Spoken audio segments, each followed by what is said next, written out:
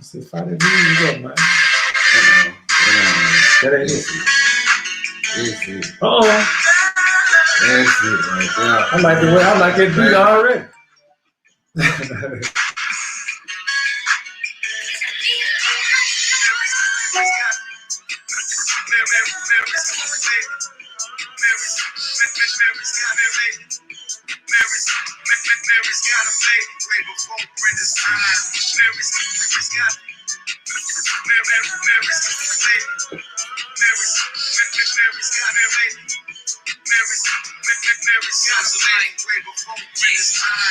Mary had a baby, but Mary, she never knew a man. Mary was a virgin, she was married to a righteous man. Mary getting older, seen the changes in the figure. Emmanuel means the Lord is ready with him.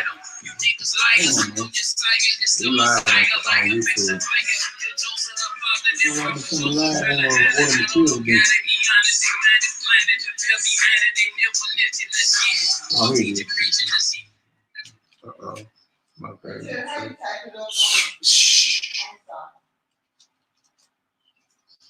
Father, he said, I thank you for my medicine to the day that we live it. They shedded blood that was innocent.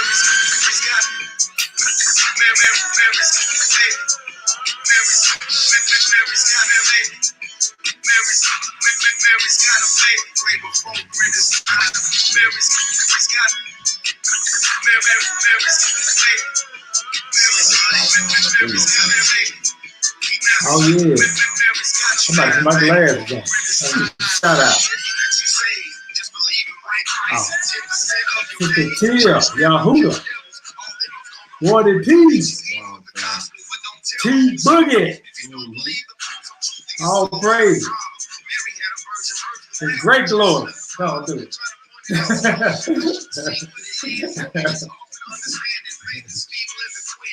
What Big Rob at? I don't see Big Rob on there yet. My hood, when you got some people in here, it's Facebook. Brandon Lewis. You know what I'm saying? So it ain't showing their on name. Facebook. Yeah, okay, yeah. Okay. Ah, there you go. Dick, Doc, Robert. Oh. Shalom. Hey, well, the people can't see, they seeing the YouTube layout, right? They ain't seeing what we seeing on our screen. Oh, okay. So like we can't see the Facebook on here. Yeah, all comments go. All comments fine. Both Facebook and YouTube. All right, yeah. Hey, this new technology, what it is? Hey, these high tech brews, man. Stay up Butler in the house. That's your real, man. Yeah, all look, I'm gonna say my real on the scene.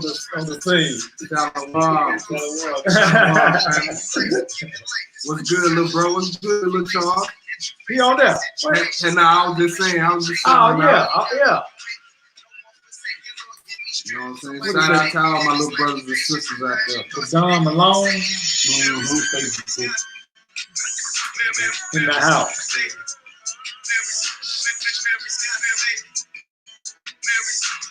Man, you got to send me that. I like that.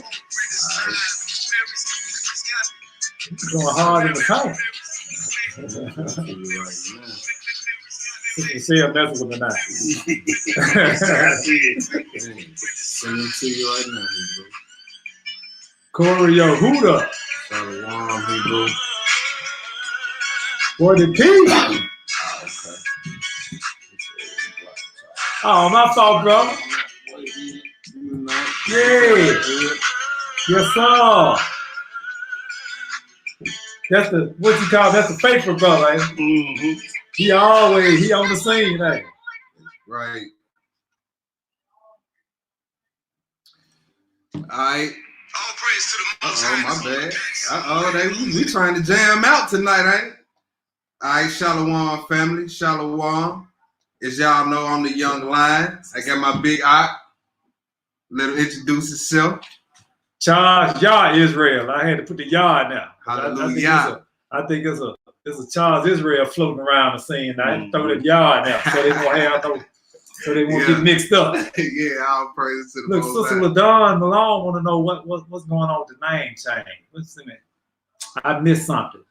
Why the name change? Yeah, go ahead. And since it ain't nothing going on with the name change, we've been repping Order Melchizedek since we broke off from the previous congregation that we were with a couple of years ago, and we just decided to change the name. The YouTube channel and the Facebook channel, they both had my personal name on it. We got Brews over here, Young Brews.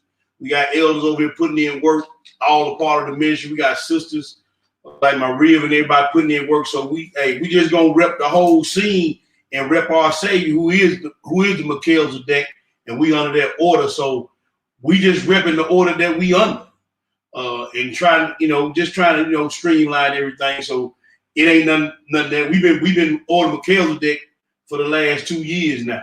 So that's all that is. All right, all praises to the Most High. Happy Passover, everybody. We here. You know what I'm saying? We see what's going on. Plagues in the earth. Everybody know about COVID-19, the big boogeyman that's been walking around here, so-called COVID-19. Yes, sir. You know what I'm saying?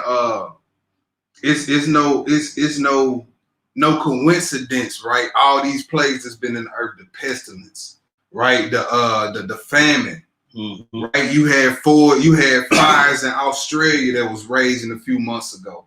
Fires in California that tore Cali up a few months ago. Mm-hmm. Then guess where you had a plague of locusts at? Over there in Egypt. Mm-hmm. Over there in Egypt, all this is happening right before Passover, y'all, and it's no coincidence that we are having to keep this Passover just like the very first Passover that we kept coming up out of Egypt. Mm.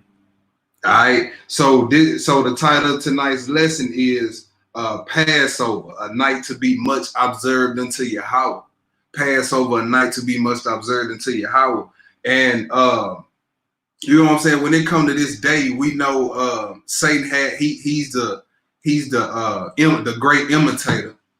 You know what I'm saying? He have his day coming around, which is Easter. So this ain't what this is. You know what I'm saying? This ain't communion. This ain't communion either. You know what I'm saying? That you take in the Sunday church, right? Yeah. You won't see us dressing our kids up in no oversized suits and little dresses and had them peeking around bushes and trees looking for boiled eggs. Yeah. You know what I'm saying? You ain't gonna see none of that. This is past. This is us remembering the death of our master. You know what I'm saying? What he did to clean up our mess as a nation. You know what I'm saying? This is what we're remembering. This is not a time to for mirth. You know what I'm saying? The whole mood and tone to this day is supposed to be preparation, observation. And that's pretty much what what this Passover lesson is centered around, the mood and the tone of this day. You know what I'm saying? It's not a time to be pass the wings, brother. No. You know what I'm saying? This ain't a time for that. Mm-hmm. You know what I'm saying? Because the food that we did cook on the first Passover, you had to hurry up and eat it. Yeah, with haste. Eat it in haste. Mm-hmm. You know what I'm saying? Not with your glass of wine in your hand, y'all clanking glasses. Uh-huh. You know what I'm saying? No, it wasn't none of that. Keep the Passover as if we finna leave America tonight. Mm. Keep the Passover as if you were sitting at the table with the 12 and Yahushua. Mm-hmm. And he said, this is my body. Mm-hmm. Then he said, this is my blood. Drink ye all of it. Come on. Mm-hmm. Them brothers weren't in the festive mood. Mm-hmm. You see what I'm saying? So that's what we finna get into. Let's go to the first script review, Leviticus, 23rd chapter. Let's get it in, big bro. Leviticus, 23rd chapter. Leviticus, the 23rd chapter. We finna get into, you know what I'm saying, how this day is really supposed to be kept, because a lot of people get it misconstrued that because they hear feasts, you know what I'm saying, they mind automatically go to Frankie Beverly and Mays playing in the background. You know what I'm saying, we stanky legging and passing the Hennessy around. Yeah. You know what I'm saying? No, not on Passover. Now we do have feasts, you know, we enjoy each other. We, you know what I'm saying, we have fun. But it's certain feast days, and this is one of them where like the whole mood to it, like you supposed to be ready. So this is what we finna get into. Let's do Leviticus 23, 1 through what I got, 1 through 5? 1 through 5. 1 through 5. Let's get it. And the Lord spake unto Moses, saying, Speak unto the children of Israel, and say unto them, concerning the feast of the Lord, right, which ye shall proclaim to be holy convocations. Even these are my feasts. So this is the Most High talking to Moses, not Moses talking to Israel on his own accord. Right? Go ahead. 6 days shall work be done. But the 7th day is the Sabbath of rest. That's right. In holy convocation, ye should do no work therein. It is the Sabbath of the Lord in all your dwellings. That's right. So in all your dwellings, the Shabbat, it's a feast day as well. All right, let's get it. Go ahead, Hebrew. These are the feasts of the Lord, even holy convocations, which ye shall proclaim in their season. See that? Proclaim means to shout out, to invite. Right? Let the world know that the Passover's here. You know what I'm saying? When we was in the world, it was October and we was promoting Christmas. We put countdown, all type of countdowns up and all that. But where's that type of promotion for our feast days? The scripts say proclaim this thing. They don't talk about it. They don't talk about it. The scripts say proclaim it. Not just tell it to the people that already know about it. No, hey, Passover coming. Yeah. You know what I'm saying? Put it right in their face right around the time everybody get ready for Easter. Proclaim it. Go ahead, Hebrew. Okay. We at 5. Yes, sir. In the 14th day of the first month, at even, it's the Lord's Passover. It's the Lord's Passover. So this is why we keeping it. This is one witness right here. It's in his word right here in the Torah. It's his feast. Right? Let's go to another spot. Sirach 33. Sirach the 33rd chapter in the Apocrypha. Sirach 33.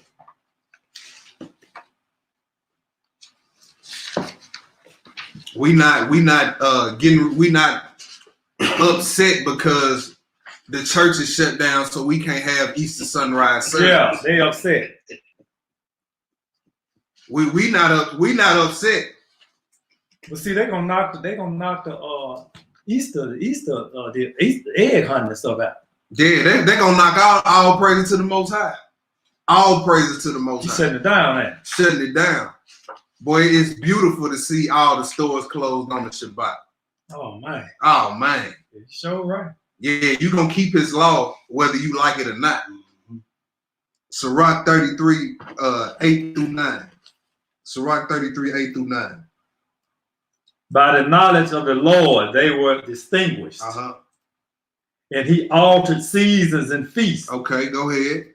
Some of them have he made high days and hollowed them. Yeah.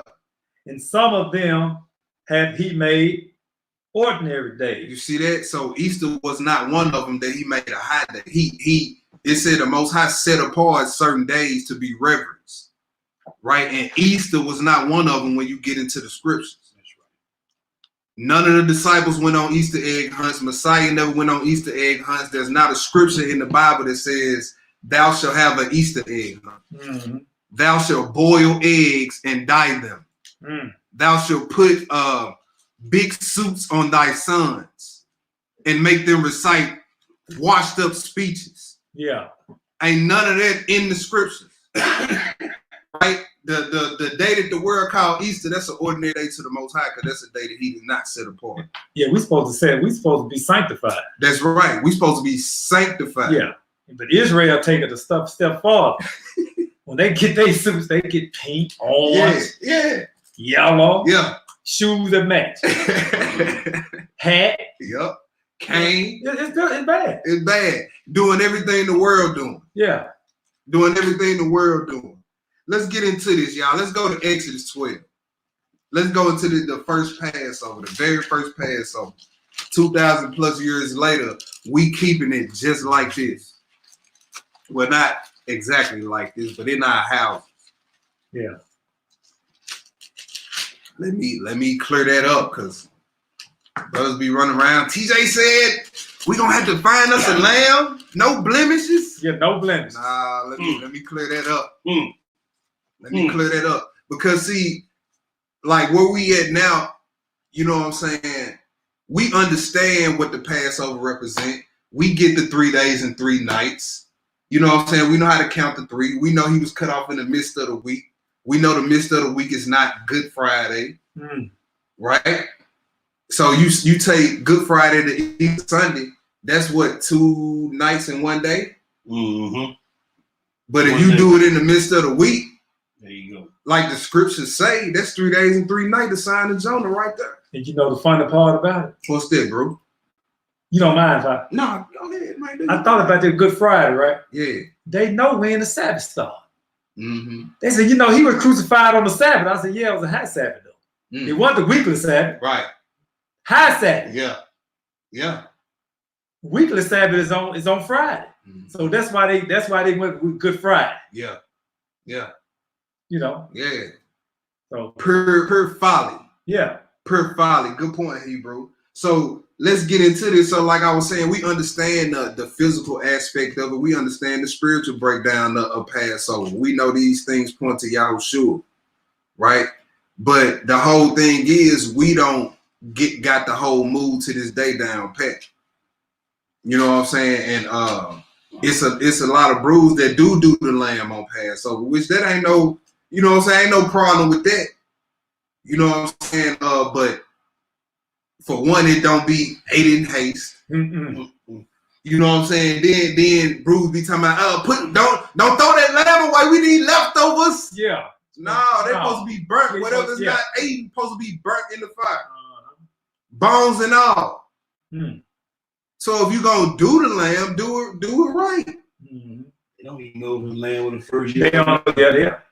That's what I'm saying. And if you got the spiritual understanding to it, you understand that once you partake in the unleavened bread and the wine, that represents the body of the true lamb. You know what I'm saying? But first, before we get into the let's go to Colossians. Okay. I was gonna ask you about that. Yeah. I almost skipped it. I just picked up on Colossians chapter 2. We ain't condemning brothers that do the lamb, especially if they got the spiritual understanding. Hey, all praise to the Most High, my brother. You know what I'm saying? But we ain't gonna sit up here and act like brothers is in the wrong because they don't do the lamb. Like we technically, spiritually speaking, we do the lamb, just not physically. That's right. All right. So Colossians chapter 2, what I got, verse 8, pick it up at verse 8, Hebrew. Beware lest any man spoil you through philosophy and vain deceit, after the tradition of men, after the rudiments of the world. That's right. And not after Christ. So you had to find out what Christ put down. What was his rudiments? You know what I'm saying? If you're not following that, then you're not following Christ. You're following the world. Go ahead. For in him dwelleth all the fullness of the Godhead bodily. So he was the representation of the Elohim, physical representation of the whole Elohim. He constantly told you, I am my Father. What? One. All right, go ahead. And ye are complete in him. That's right. Which is the head of all principalities and power, in whom also ye are circumcised with the circumcision made without hands, in putting off the body of the sins of the flesh by the circumcision of Christ, buried with him in baptism, wherein also ye are risen with him through the faith of the operation of God, who have raised him from the dead. That's right.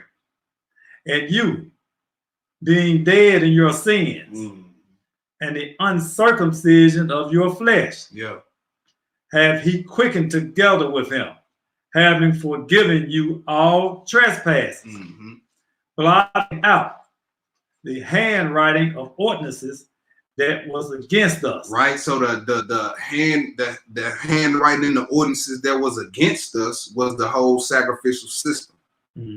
Right. Those handwritings was against us because it could never make the comers thereunto perfect. All right, go ahead. which was contrary to us. Yeah. And took it out of the way, nailing it to his cross. What else he do? And having spoiled principalities and powers. That's right. He made a show of them openly. Ooh, we said he made an open show of principalities openly. Right? This is the work he did on the cross. When he died on that cross and that blood was shed, this is what happened. So just like we was delivered out of Egypt, you know what I'm saying? This whole day is about deliverance, even the spiritual side. Them spirits that got you bound, like Pharaoh had us bound in Egypt. You see what I'm saying? Through that blood of Yahushua that was shed, you can be loose from that. All right, go ahead, deliverance. Go ahead. Trumping over them in it. Let no man therefore judge you in meat. That's right. Or in drink. Or in respect of holy days. Or of the new moon. That's right. Or the Sabbath days. Which are a shadow of good things to come. But the body is of Christ. All right, so yeah, around this time you have a lot of bickering with Israelites. What day you doing this on? What you doing on? What? Look, we ain't gonna judge. We ain't gonna separate ourselves from our brothers. We ain't gonna treat them no different just because they do things a little different on the feast days. As long as you keeping the feast day, bro. That's all we worried about, because these feast days point to something greater than just the physical aspect of what we doing. All right. But look, some people use this to just cut all the holy days, the dietary law, everything down. Yeah. This one verse right here. The unlearned. Yeah. What they do to Paul's letters, they twist them. Yep. They twist them. So let's get into the lesson. Let's go to Exodus 12. Okay. Exodus the 12th chapter. This is the first Passover.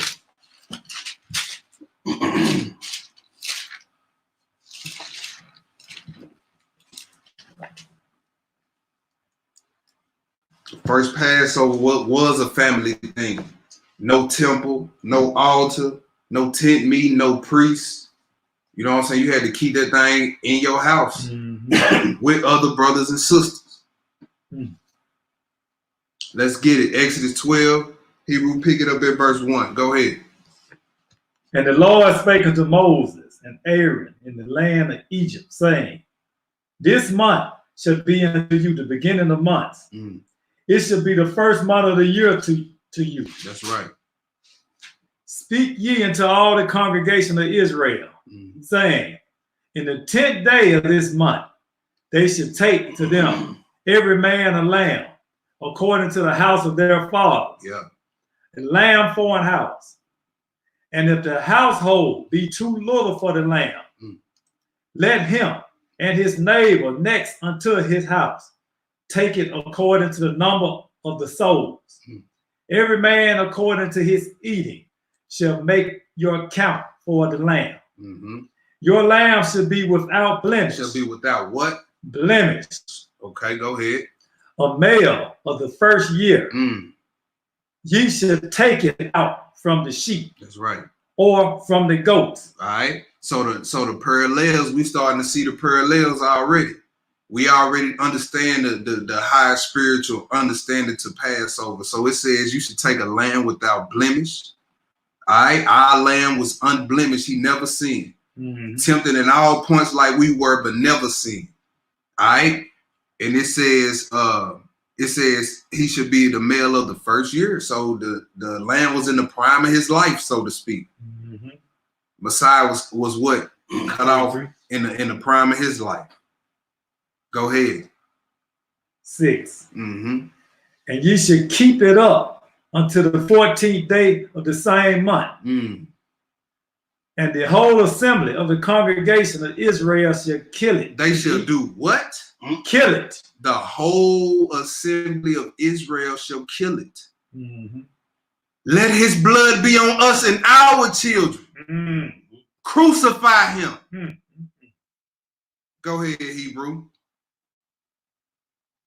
It in the evening. He said, kill it in the evening. In the evening. Yes, sir. Go ahead. And they shall take of the blood and strike it on the 2 side posts. Yeah. and on the upper doorposts of the houses, wherein they shall eat it. And they shall eat the flesh in that night, roast with fire and unleavened bread, and with bitter herbs they shall eat it. You see that? The bitter herbs, representative of the bitter captivity. Even the Messiah had to fulfill this part with the vinegar. Right? So the parallels is all through here. Go ahead, Hebrew. Eat not of it raw. So now we ain't eating no rare lamb. Just cook it for 2 minutes on both sides, brother, and then just give it to me. Go ahead. No, don't eat it raw. Go ahead. Nor salt it at all with water. Don't boil the lamb. Go ahead. But roast with fire his head with his legs and with the pertinence thereof. And ye shall let nothing of it remain until the morning. And that which remaineth of it until the morning, ye shall burn it with fire. You see that? Whatever remains was supposed to be burnt with fire. Go ahead. And thus shall ye eat it with your loins girded, your shoes on your feet. Nah, your shoes off and your feet kicked up. Shoes on your feet. With your shoes on your feet, with your loins girded. Your loins girded mean you ready to rock and you ready to roll. Go ahead. And your staff in your hand. And ye should eat it in haste. It is the Lord's Passover. For I will pass through the land of Egypt this night, and I will smite all the firstborn in the land of Egypt, both man and beast. And against all the gods of Egypt, I will execute judgment. I am the Lord. And the blood shall be to you for a token upon the houses. What should be a token? The blood. Where ye are. And when I see the blood, I will pass over you. Nah, he said, when I see the Israelites who roasted the lamb and ate it. When I see the blood. Oh, so you could have been a brew. You could have roasted the lamb. You could have ate it. But if you didn't have faith enough to put that blood on your doorpost, you still would have got your head took off. Off with your head. You still would have got your head took off. So what was pertinent to keep the judgment from hitting you? The blood. Non-messianics. Right here in the Torah. So in other words, you had to do some works. You had to do some works. Some people say you don't have to do no works though. Nah. Matter of fact, I'm glad you said this. Hold your spot right here. Let's go to Hebrews 11. Let's go to Hebrews 11. We're gonna read one verse. Hebrew. I'm glad you brought that up because they do say you ain't gotta do nothing. You just have to believe. Now, what if we applied that mindset at the first Passover? We just say, all we gotta do is just roast us some lamb. Hebrews what, bro? And that's all we had to do. Oh man, you would have got wet. Hebrews 11, Hebrews 11. Let's read verses what I want. 27 and 28. You ready? Nah, 24 through 28. Go ahead. 24. By faith, Moses, when he was come to years, refused to be called son of Pharaoh's daughter, choosing rather to suffer affliction with the people of God, than to enjoy the pleasures of sin for a season, esteeming the reproach of Christ greater riches. Go ahead. Than the treasures in Egypt. Now I want to say this right quick because you know what I'm saying, a lot of people think that a lot of times you have to come from nothing to have a testimony, but Moses was a brother that grew up well off. You know what I'm saying? That's a testimony to brothers who grew up rich in the world, who grew up well off. You know what I'm saying? And he gave all that up for a greater cause. You know what I'm saying? You ain't always got to come straight from the bottom to have a story. Yeah. You know what I'm saying? I just want to throw that in there. I picked up on that earlier. I was reading it today. Go ahead. 26. Yeah. Esteeming the reproach of Christ greater riches than the treasures of Egypt. Whoa, the reproach of Christ. Moses was dealing with Christ? Go ahead. For he had respect unto the recompense of the reward. By faith, he forsook Egypt, not fearing the wrath of the king, for he endured, as seeing him who is invisible. Yeah. Through faith, he kept the Passover. Oh, through faith he did what? Kept the Passover. He kept the Passover. Go ahead. And sprinkling of blood. Lest he that destroyed the firstborn should touch them. So like my big bro was just saying, works and faith. Works and faith. You see, you had to have faith to go out there. And so you could have sat back and said, man, the Lord just playing. He don't really mean that. Y'all really think he gonna come through and kill all the firstborn? Yes, you better believe that. You better believe that. Yep. You better believe that. And who's to say he won't do it in this Egypt tonight? Who's to say? Who's to say? So you non-Messianics need to get in line quick. Because if the blood of Yahushua ain't on the doorpost of your mind, when he send the death angel for you, guess what's gonna happen to you? Off with your head. Let's go back to Exodus 12. What verse was we at, Hebrew? We was in the middle of 13. Pick it up. Go ahead. Pick it up. I will pass over you. And the plague should not be upon you to destroy you when I smite the land of Egypt. And this day shall be unto you for a memorial. And ye should keep it, the feast of the Lord, through your generations. Yeah. Ye should keep it a feast by ordinance forever. Forever. All right, let's skip down. I don't think I got, 20. Let's skip down to 21. Let's skip down to 21. Let's read 21 through 30, Hebrew. 21 through 30. Then Moses called for all the elders of Israel and said unto them, draw out and take you a lamb according to your families and kill the Passover. Now, who did he call? All the elders. All the elders. Who was at the hands of the Messiah's death? Pharisees, bro. We have no king but Caesar. That was the chief priest that said that. Go ahead. 22. Yeah. And ye shall take a bunch of hyssop and dip it in the blood that is in the basin and strike the lintel and the two side posts with the blood that is in the basin. Yeah. And none of you shall go out at the door of his house until the morning. For the Lord will pass through to smite the Egyptians. And when he seeth the blood upon the lintel and on the two side posts, the Lord will pass over the door and will not suffer the destroyer to come in until your houses to smite you. You see that? So the blood of the lamb was the basis of getting spurred from judgment. Message non-messianic. So if the Levitical priesthood is gone, what blood is being used for you? So when the Most High look, he don't give you that smoke. See, that's even right here in the Torah that the blood gotta be the atonement. Come on, man. Because the life is in the blood. If you ain't got no blood, you don't have life. Don't the script say the life is in the blood? That's what the law say, brother. Go ahead, Hebrew. 24. Yeah. And ye shall observe this thing for an ordinance to thee and to thy sons forever. So if you was supposed to be doing this thing forever, where at any point in time did you have time for Easter to slip in there? If our forefathers were doing Passover, pass this down to us, we pass it down to our kids, so on and so forth. Why are we doing Easter? Somebody lying. Somebody lying. Yep. Go ahead, Hebrew. He said this the thing we were supposed to be teaching our sons. Passover. Go ahead. 25. Yeah.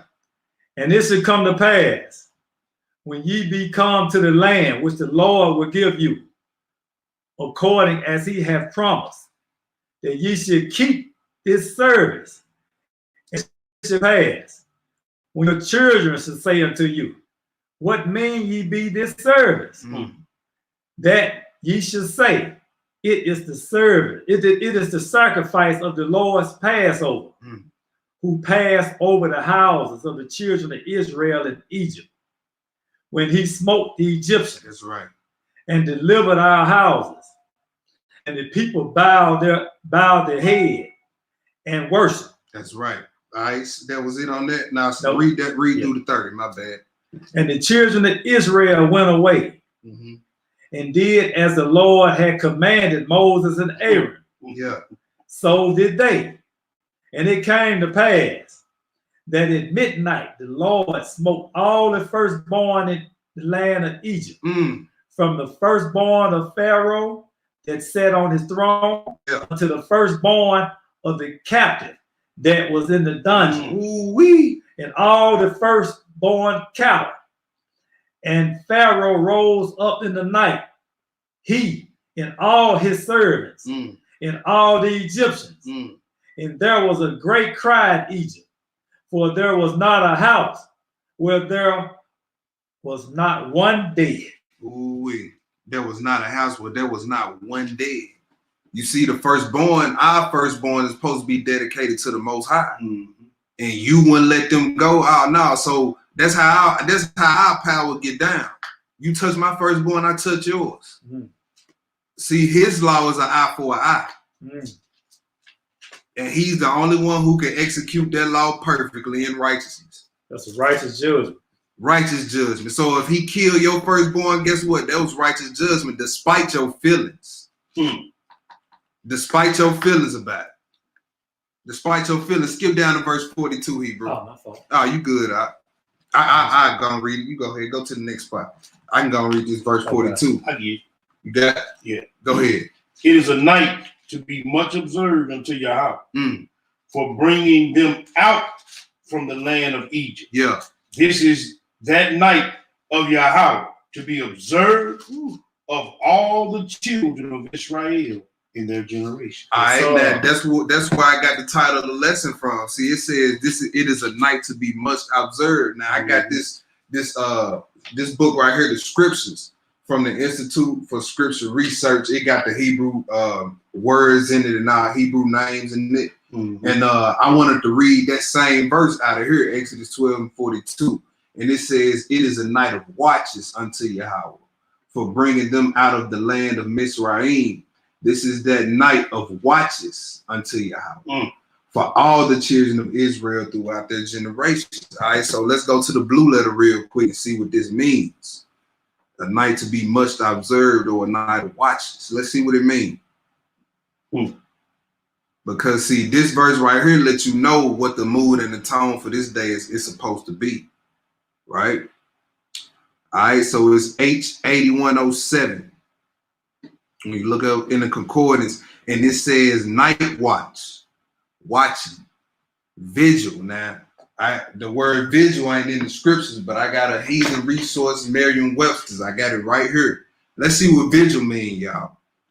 Let's see what vigil means. So it's a night of watching, right? So you ain't got no time to be in front of the Xbox. Right. You ain't got no time to be in front of the phone. Yeah. You see what I'm saying? Yeah. It's a night of watching. And then with the word vigil, it says a watchful staying awake.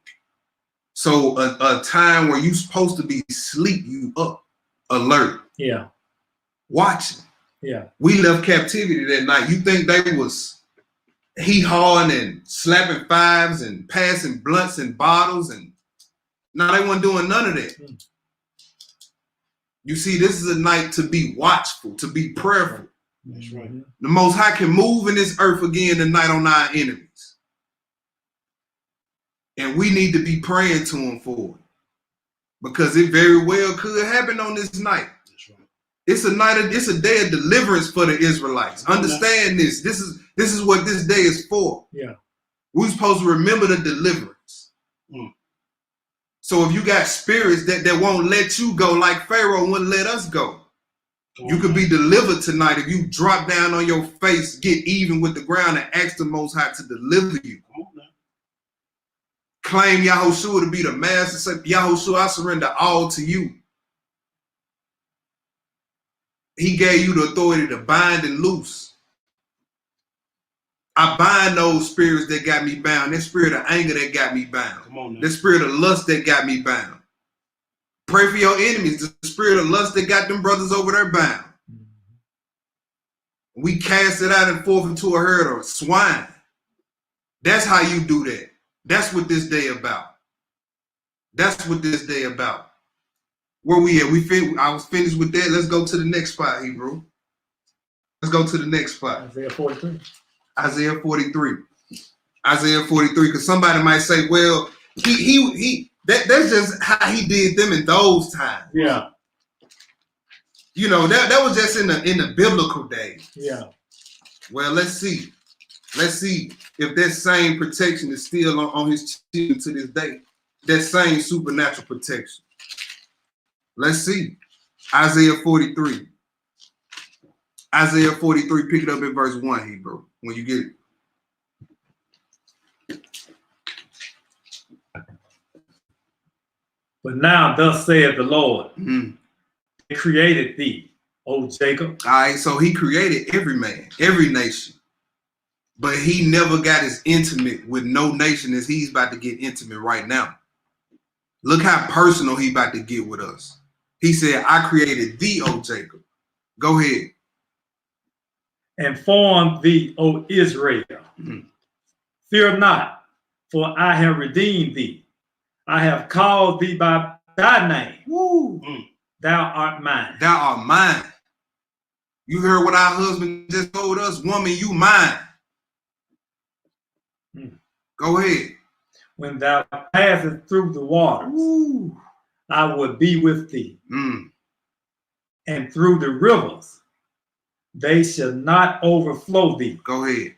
When thou walkest through the fire, thou shalt not be burned, neither shall the flame kindle upon thee. Now, when did we go through the waters? When do we go through the waters? When we going through hell and I like what we said, man, I'm going through hell and what? High water. And we got to promise a supernatural deliverance and protection. The only nation of people who he's ever dealt with like that. Man, that ought to make you feel good on the inside.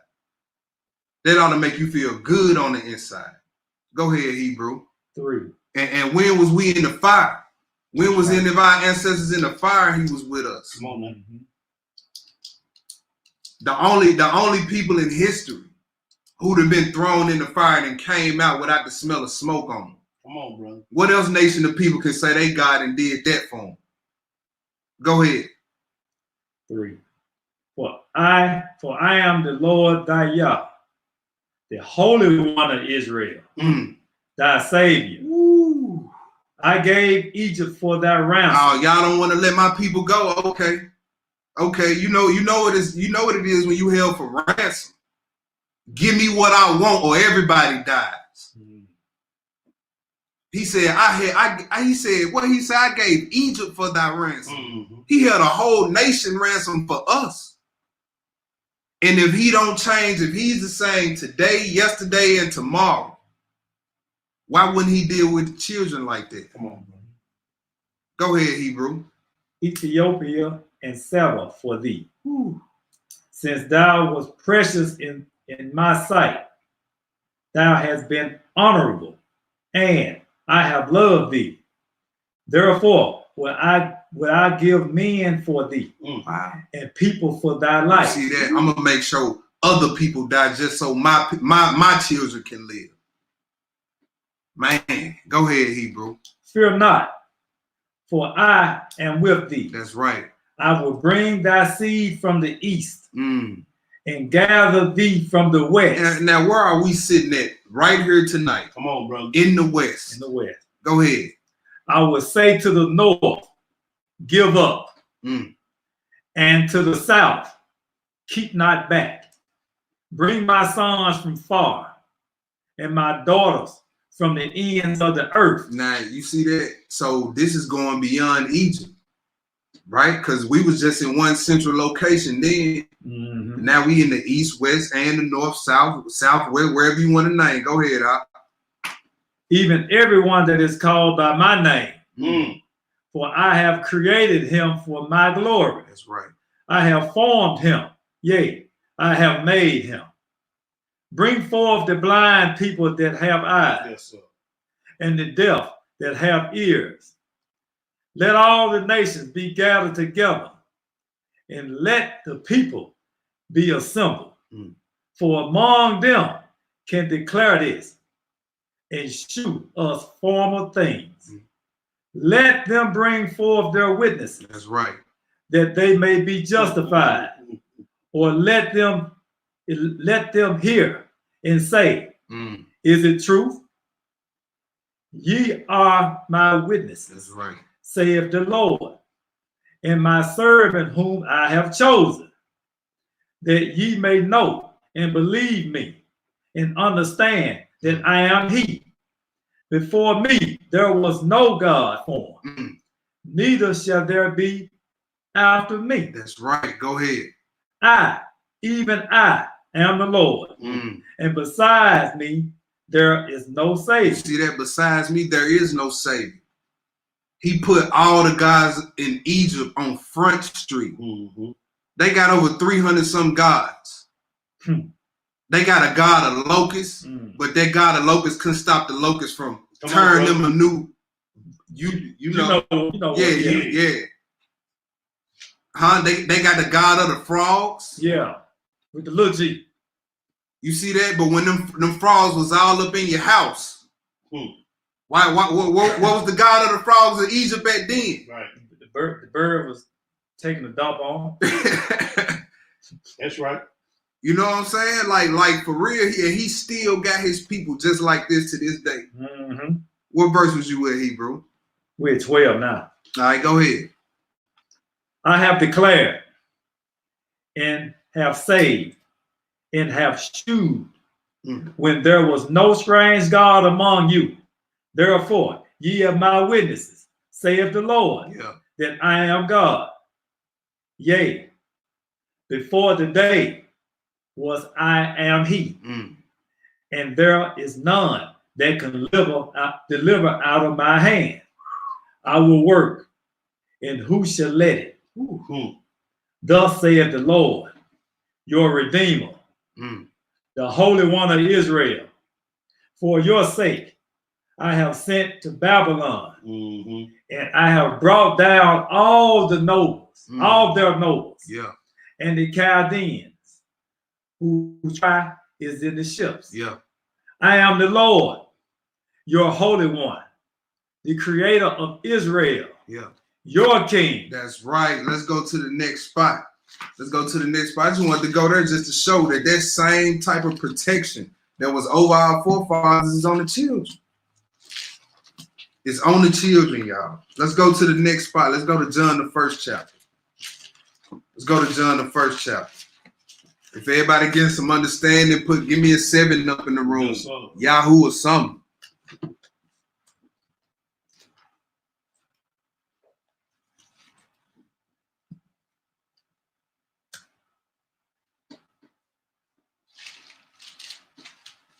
Let's go to John, the 1st chapter.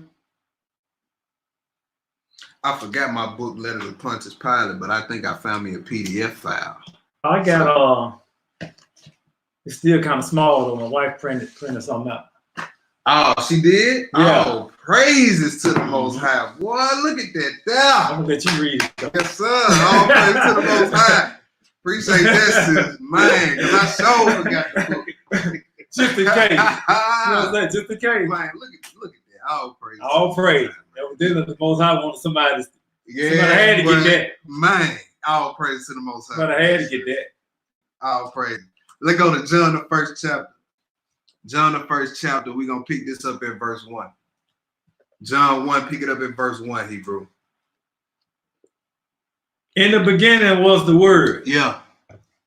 And the Word was with God. Hold on. So, in the beginning. Now, you can't get no more in the beginning than Genesis 1 and 1. In the beginning. Bereshit. If you can go further back than that, find some rights further back than that, then I would like to see them. So, there's no coincidence that it reads and God said, let us. And then when you read God in the Hebrew, it's Elohim, which is plural. Yeah. Right? And Elohim also applies to the angels as well. Mm-hmm. That's why he said, and God said, let us talk about God, the Father, the Son, and the angels, because all had a hand in creation. Right? Go ahead. Go ahead, Hebrew. In the beginning was the Word. Let me pick it back up top. Yeah, you can go ahead. In the beginning was the Word. Uh-huh. And the Word was with God. Mm-hmm. And the Word was God. Mm. The same was in the beginning with God. Ooh. All things were made by him. Mm-hmm. And without him was not anything made that was made. Yeah, go ahead. In him was life. And the life was the light of men. Yeah. And the light shineth in darkness. And the darkness comprehended until not. So it calls him the light as well. Right? That first light that came before the sun, that was some supernatural that happened right there. Right? And the Messiah told you in John the 7th chapter, I am the light. He came embody what that was in Genesis 1 before the sun was created. Then trip off this. All the vegetation was created before the sun was created. Now, how can plants survive without light? Come on, bro. It was a supernatural light there first that was preserving everything. Come on, brother. Go ahead, Hebrew. Here, 6. Yes, sir. There was a man sent from God, whose name was John. Uh-huh. The same came for a witness, to bear witness of the light, that all men through him might believe. He was not the light, but was sent to bear witness of that light. Right. Go ahead. That was the true light, which lighteth every man that cometh into the world. He was in the world. That's right. And the world was made by him. And the world knew him not. He came unto his own. Unto the Gentile. His own, the Israelites. Yeah. Yeah.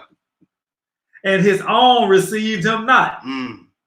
But as many as received him, to them gave him he power to become the sons of God. Y'all see that? So he gave everybody who receives him power.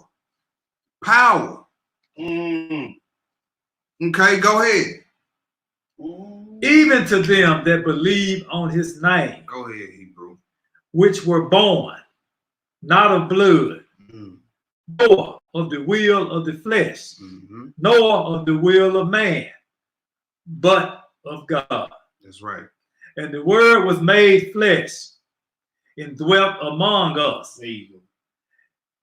And we beheld his glory, the glory as of the holy begotten of the Father. Oh, so the Messiah is the glory of the Father. So who was that when it said in the all through Exodus, all through Numbers, and the glory came in the form of a cloud on top of the mountain? So who was that? Who was that? Then you read Hebrews, the first chapter, it tell you who is the brightness of his glory. Come on, brother. Right. So when it says in Exodus, and all the elders saw the glory of God, who was they? Who did they see? Who backside was they looking at? Hold up now, brother. You got some people say that the Old Testament was talking about Yah, not the Son. Hey, see, when we go, and then guess what? Them same people live in the New Testament, don't they? They live that. So we gonna go to the same book they live in and show them that scripture where it say, "No man hath heard the Father's voice." I know we're not gonna read that. Oh, that's in this chapter. That's in there. Verse 18. That's it, brother. Yes, sir. I'm about to read that slow. Yes, sir. Yes, sir. We finished that verse. Now we're the end of 14. We finished that 14, then drop down to 18. Full of grace and truth. That's right. Drop down to 18. I think this will answer my question. Yes, sir. No man have seen Yah at any time. Ooh. The only begotten Son, which is in the bosom of the Father. That's right. He hath declared him. So you don't know the Father unless you listen to his Son. You don't know him unless you listen to the one who declared him. It's a strike for them non-Messianic. Yeah. Oh my goodness. Oh my goodness. Keep reading, Hebrew. And this is the record of John, when the Jews sent priests and Levites from Jerusalem to ask him, "Who art thou?" Mm-hmm. And he confessed and denied not, but confessed, "I am not the Christ." So see, around this time, everybody was expecting the Messiah. They had been reading the Torah. They had been reading the prophets, knowing that it was one that was coming. All right, so they know John out there in the wilderness. They come out, man, who is you? They trying to see what's going on. Go ahead. And they asked him, "What then? Art thou Elias?" And he said, "I am not." "Art thou that prophet?" And he answered, "No."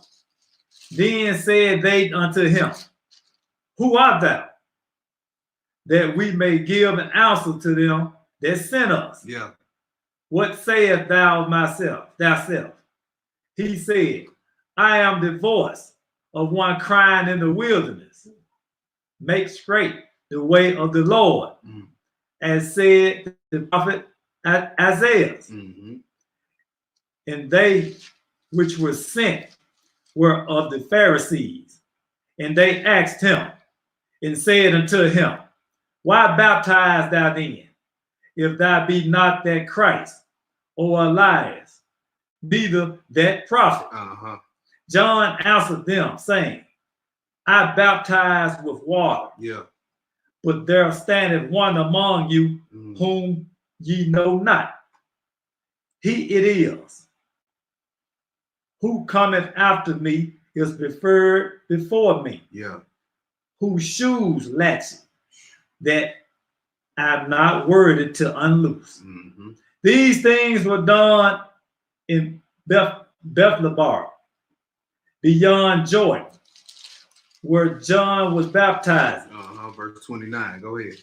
The next day, John seeth Jesus coming unto him. What'd he say? And said, "Behold, the Lamb of God, which taketh away the sins of the world." See that? The Lamb of Yah, which taketh away the sins of the world. So now everything shifts from blood on the doorpost to Yahushua's blood. Right? Go ahead. 30. Yeah. "This is he of whom I said, after me cometh a man, which is preferred before me. For he was before me, and I knew him not. But that he should be made manifest to Israel." To who? Israel. Yeah, go ahead. Therefore, I come baptizing with water. And John bare record, saying, "I saw the Spirit descending from heaven like a dove, and it abode upon me. And I knew him not, but he that sent me to baptize with water.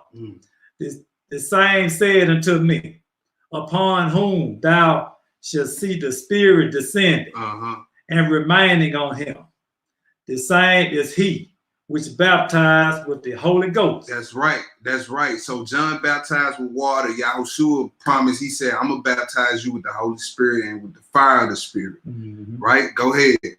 "And I saw and bear record that this is the Son of God." This is the Son of Yah, the Lamb that taketh away the sins of the world. So now we get into Yahushua, right?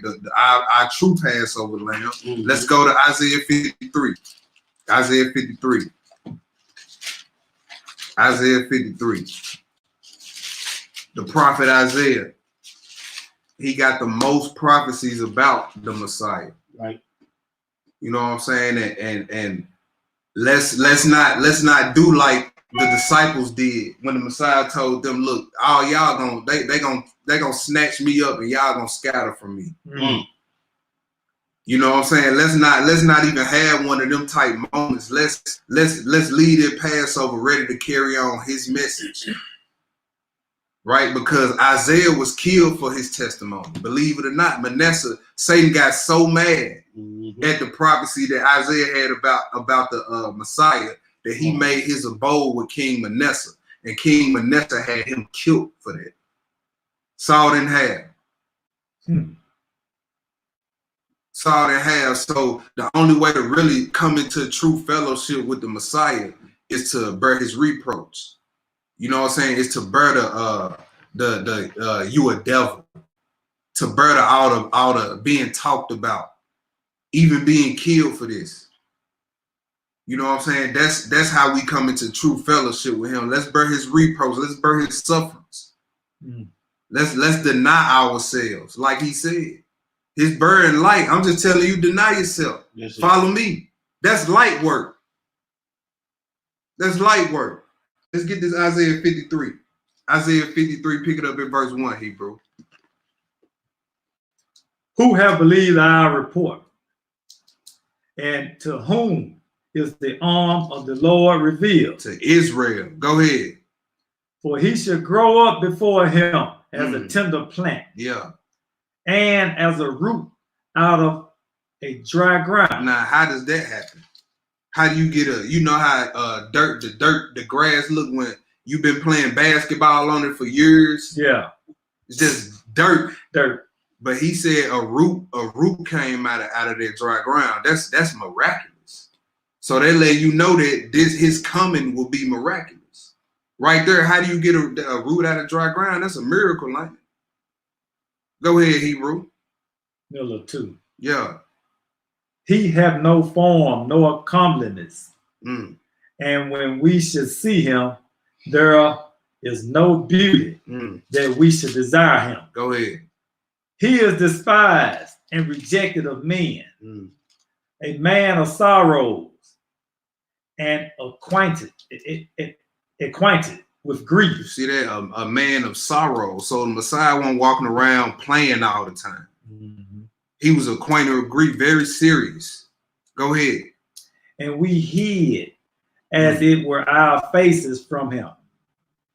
He was despised, and we esteemed him not.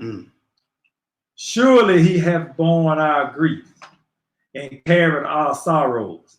Yet we did esteem him stricken, smitten of Yah, and afflicted. But he was wounded for our transgressions. He was bruised for our iniquities.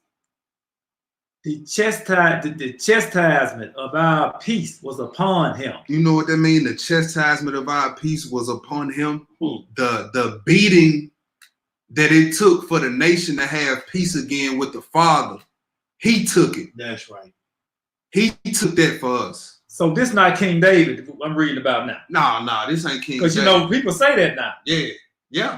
They say this. They say this. They talking about King David. King David ain't never been through this. Nah, you gonna have to show precept upon precept where he was bruised for the iniquities of the nation of Israel. King David died. He deathbed. He died.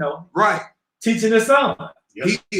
They tried to get a woman to come revive David. No, that ain't working. It was his time. It was his time. He didn't go out like the Messiah went out. And he went out. He didn't go out without blemish. Right. He had stains on his jacket. Go ahead. In a 5. Yeah. And with his stripes we are healed. All we like sheep have gone astray. We have turned everyone to his own way. Yeah. And the Lord have laid on him the iniquity of us all. He was oppressed, and he was afflicted. Yet he opened not his mouth. He is brought as a lamb. As a what? As a lamb to the slaughter. As a lamb to the slaughter. Go ahead. And as sheep before her shears is dumb. Yeah. So he opened not his mouth. So he fulfilled this. When they were asking him, when Pilate asked him, "Are you the king?" He just looked at him. He just looked at him. You know what I'm saying? He knew that was his hour. He even prayed for the Father to take it away. That's right. Now think about that. Now, so don't you get mad when some of your prayers don't get answered. Yeah. Because it might not be in the will of the Father. Go ahead. 8. Yeah. He was taken from prison and from judgment. And who shall declare his generation? For he was cut off out of the land of the living. For the transgression of my people was he stricken. And he made his grave with the wicked. And with the rich in his death. Because he had done no violence, neither was any deceit in his mouth. Yet it pleased the Lord to bruise him.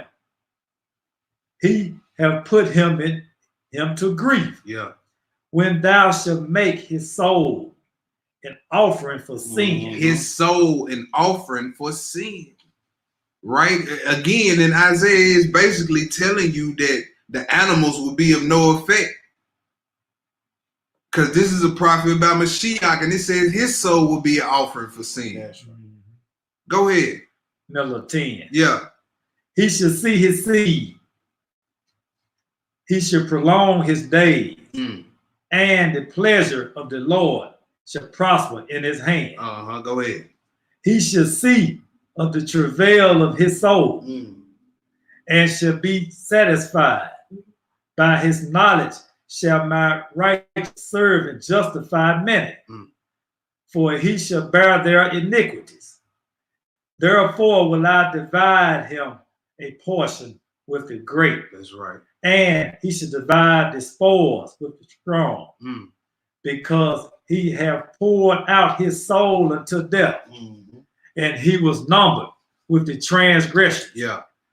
And he bare the sin of many, and made intercession for the transgressions. So Isaiah saw a vision of the whole persecution of the Messiah. Right.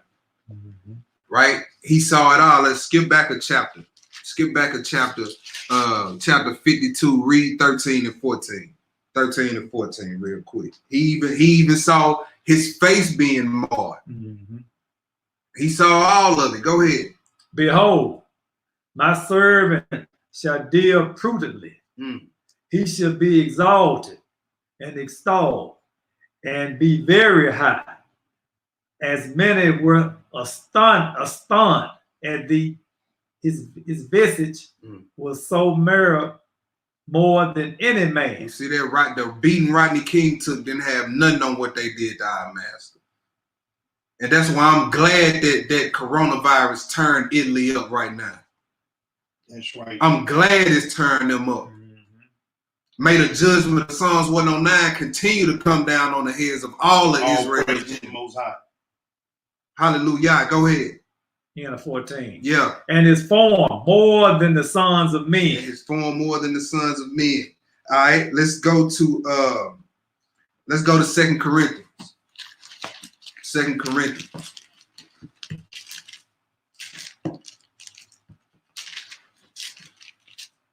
Second Corinthians chapter 5. 2 Corinthians chapter 5. Pick it up at 14. Pick it up at 14, Hebrew. We're about to precept this Isaiah 53 real quick. For the love of Christ constraineth us, because we thus judge that if one died for all, then we were all dead. And that he died for all, that they which live should not henceforth live unto themselves, no, but unto him which died for them and rose again. So he didn't take that beating. He didn't get his beard snatched out so you can keep Easter egg hunts and eat Easter hams and chitlins and keep Christmas. You know what I'm saying? He died for you. Now you don't live unto yourself no more. That's right. Whatever he say do, you better be doing it. Go ahead. Wherefore henceforth we no man after the flesh. Yea, though we have known Christ after the flesh, yet now henceforth know we him no more. Therefore, if any man be in Christ, he is a new creature. That's right. All things are passed away. Behold, all things are become new, and all things are of God, who have who have reconciled us to himself by Jesus Christ, and have given to us the ministry of reconciliation. So Paul had the ministry of reconciliation. Come on, brother. So if he had the ministry of reconciliating, reconciling. Yeah, you have to. That means you. So that lets you know his ministry was nothing to people who had to be brought back into something they was already a part of. Come on, man. The ministry of reconciliation. Yeah. His whole ministry consisted of reconciling the lost tribes of Israel back to their master. I can't be reconciled about my wife if I ain't never been with her. Yeah. You try that to some woman on the street. Say, hey man, I'm back at home. We didn't reconcile. Walk up to a woman you never seen a day in your life and say, "Come on, girl, let's reconcile." Yeah, let's reconcile. What you talking about? Boy, nah, not even a female. You might get pepper sprayed or boy shot. Talking about talking to one of these Memphis females. Talking about you grab on her, let go reconcile. You ain't never seen a day in your life. You better have a mask on your mouth. See, he came into his own though. Yeah, came into his own. Yeah, we read. Yeah. We read it slow. Yeah. See, I'm reading it slow on purpose. Yeah. You know what I'm saying? Hoping somebody, pick up on that. All praises, Hebrew. All praises. It look like it's being effective. Go ahead, Hebrew. What we had 19. Yeah. To wit, that God was in Christ, reconciling the world unto himself. What world? Come on, that's Isaiah, bro. Israel. Yes, world without Eve. Go ahead. Not imputing their trespasses unto them. Yeah. And have committed unto us the world of reconciliation. Now you know what crazy? That word "world" is in that verse. Yeah, right there. Just furthermore, prove that the world is not always inclusive. That's it. And another precept, I can't remember exactly where I was reading it earlier, is when the Pharisees was talking. And they said, you see how the whole world that went after him? Now, he never left his talk outside of Israel. Just a little bit he did. He went to a few Hamites. Right. So, but did he go all the way around the world? Yeah. So what world was they talking about? Was he all in Japan? Nah. Everyone in Europe. Yeah. Was he over here? So what world was they talking about when they said that? He wasn't over here dealing with the Indians over here? Oh, no. That's the world, right? Nah, he went over here. He went in Memphis, Tennessee, preaching the gospel. Nah, the world. But go ahead, Hebrew. Let's not get too off topic. Go ahead. We at 20? Yes, sir. Now then, we are ambassadors for Christ, as though God did beseech you by us. We pray you in Christ's stead, by your reconciled to Yah. For we have made him to be sin for us. You see that? Go ahead. Who knew no sin. Yeah. That we might be made the righteousness of God in him. You see that? That's all Isaiah was saying. He was made sin for us, right? So, but he knew no sin. He just took on the punishment that the nation should have got from the Father. Yeah. You see what I'm saying? That's what it means when it says he was made sin for us. So let's go to John chapter 2. Let's go to John chapter 2. Let's look at what led to the Messiah's execution. Because we knew it had to happen according to the scriptures. But certain things happened that actually led to it. Because they were actually trying to stone him 40 days prior to Passover. Then when you read the book of the letters of Pontius Pilate, what we're gonna get into tonight, it was numerous times they was actually trying to stone. That's right. Pilate was actually trying to get him by himself so he can do something to him. But when you read the book, Pilate always say, but it didn't happen. I wonder why, because when you read the scripture, I always say his hour was not yet come. The scriptures can be broken. Scriptures can be broken. So we finna get into what actually was the last straw, what made the Roman government get involved. And that was when he went up in the temple and raise 10 levels of you know what. Mm-hmm. And then that's what we're gonna be getting into in this letters of Pontius Pilate. And this is also a shot to the atheists out there who said Jesus don't exist. Because you got Pontius Pilate, who was a Roman governor, writing to his friend Seneca about the trial and execution of YHWH. Now, why would your enemies write about you if you don't exist? There you go. Why would he do that? But we're going to get into it. Let's go to this John 2. John chapter 2. And let's pick it up at verse 13, Hebrew. John chapter 2, verse 13. When you get it, go ahead. And the Jews' Passover was at hand. And Jesus sent up to Jerusalem and found in the temple those that sold oxen and sheep and doves and the changers of money sitting. And when he had made a scourge of small cords. So he braided some switches. Messiah braided some, he finna whoop some rear ends on the Passover. Yes. He braided some switches together. Go ahead. He drove them all out of the temple. Yeah. And the sheep and the oxen and poured out the changers' money. Man, look at that. And overthrew the tables and said unto them that sold doves, take these hence. Take these things hence. Make not my Father's house a house of merchandise. Messiah didn't say nothing.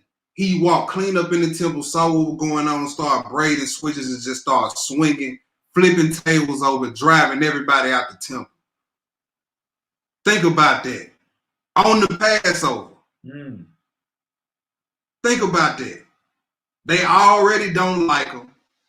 Already wanted to kill him. Been trying to kill him. Then you come in here with all the big wig, so-called chief priests. That's right. The bankers of the day. The bankers. Yeah. Like the Rothschild. You know they handle Rockefeller. Yeah. And you know they handle is the Roman government who give them authority as long as they agree to keep the peace down. The Romans vowed to not get involved with the Israelite affairs. As long as y'all agree, as long as y'all can keep the peace down, we'll let y'all, we won't get involved in y'all stuff. You costing us money now. Exactly, Hebrew. Exactly. Yeah. See, this was the turning point right here. This was the turning point right here. Go ahead. But this was prophesied to happen though through the scriptures. Psalm 69. Go ahead. It's 17. Yeah. And his disciples remembered that it was written, the zeal of thine house have eaten me up. You see that? So just like in our time, like when we see certain stuff, our mind jump to the scriptures. Like, I just read that. So when the disciples saw him flipping over money tables, hitting folks with switches, they mind jumped back to the scripture where it said, wait, it did say in the Psalms that the love or the zeal that he had for the temple would eat him up. And when he saw his father's house being treated like that, you know what I'm saying? That zeal jumped on him. And he fulfilled the scriptures. Go ahead. 18. Yeah. Then answered the Jews and said unto him, what sign showeth thou to us, seeing that thou dost these things? Jesus answered and said unto them, destroy this temple, and in 3 days I will raise it up. Now, if you understood how they treated the temple and looked at temple worship, people were looking around at each other after he said this. Like, did he just say that? Yeah. That took us 40-something years to build. Yeah, they gonna raise up in 3 years. Yeah, and see, they didn't even understand. This temple. He said in 3 days I will raise it up. Yeah. Oh yeah, the Messiah bucking the system. He was a straight rebel. Yeah. He won the sweet he won Jesus. He won a passive Negro, compliant Negro. Yeah. Go ahead. Okay. No, what you about to say? He was a rebel rider. What they call a rebel? Yeah, what they would call a rebel rider. Yeah. Yeah. That's what he was. So when I grew up, I thought I was looking at him like he was sweet, and you know, you looking at the movies, you know, you see the European guy, he got the piercing blue eyes, standing up there, all like that, all soft and effeminate. Well, that's when I close my eyes. Even can I keep it real? Yeah, go ahead. I can close my eyes right now, and I can still see that the piercing blue eyes looking at it. Yep. Right. Yep. And I know better. But you know what, Hebrew? It took a long time for a lot of brews to burn that image out their head. But see, I know better now. Right. But see, that goes to show you like the long-term effects of the indoctrination. Yeah.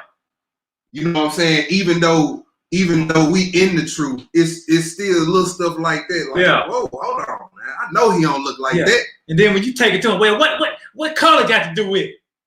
Oh, you can say that now. Now since we put the correct color with it. Now what color got to do with it now? Now color ain't got. You see what I'm saying? Well, you know, he was olive color.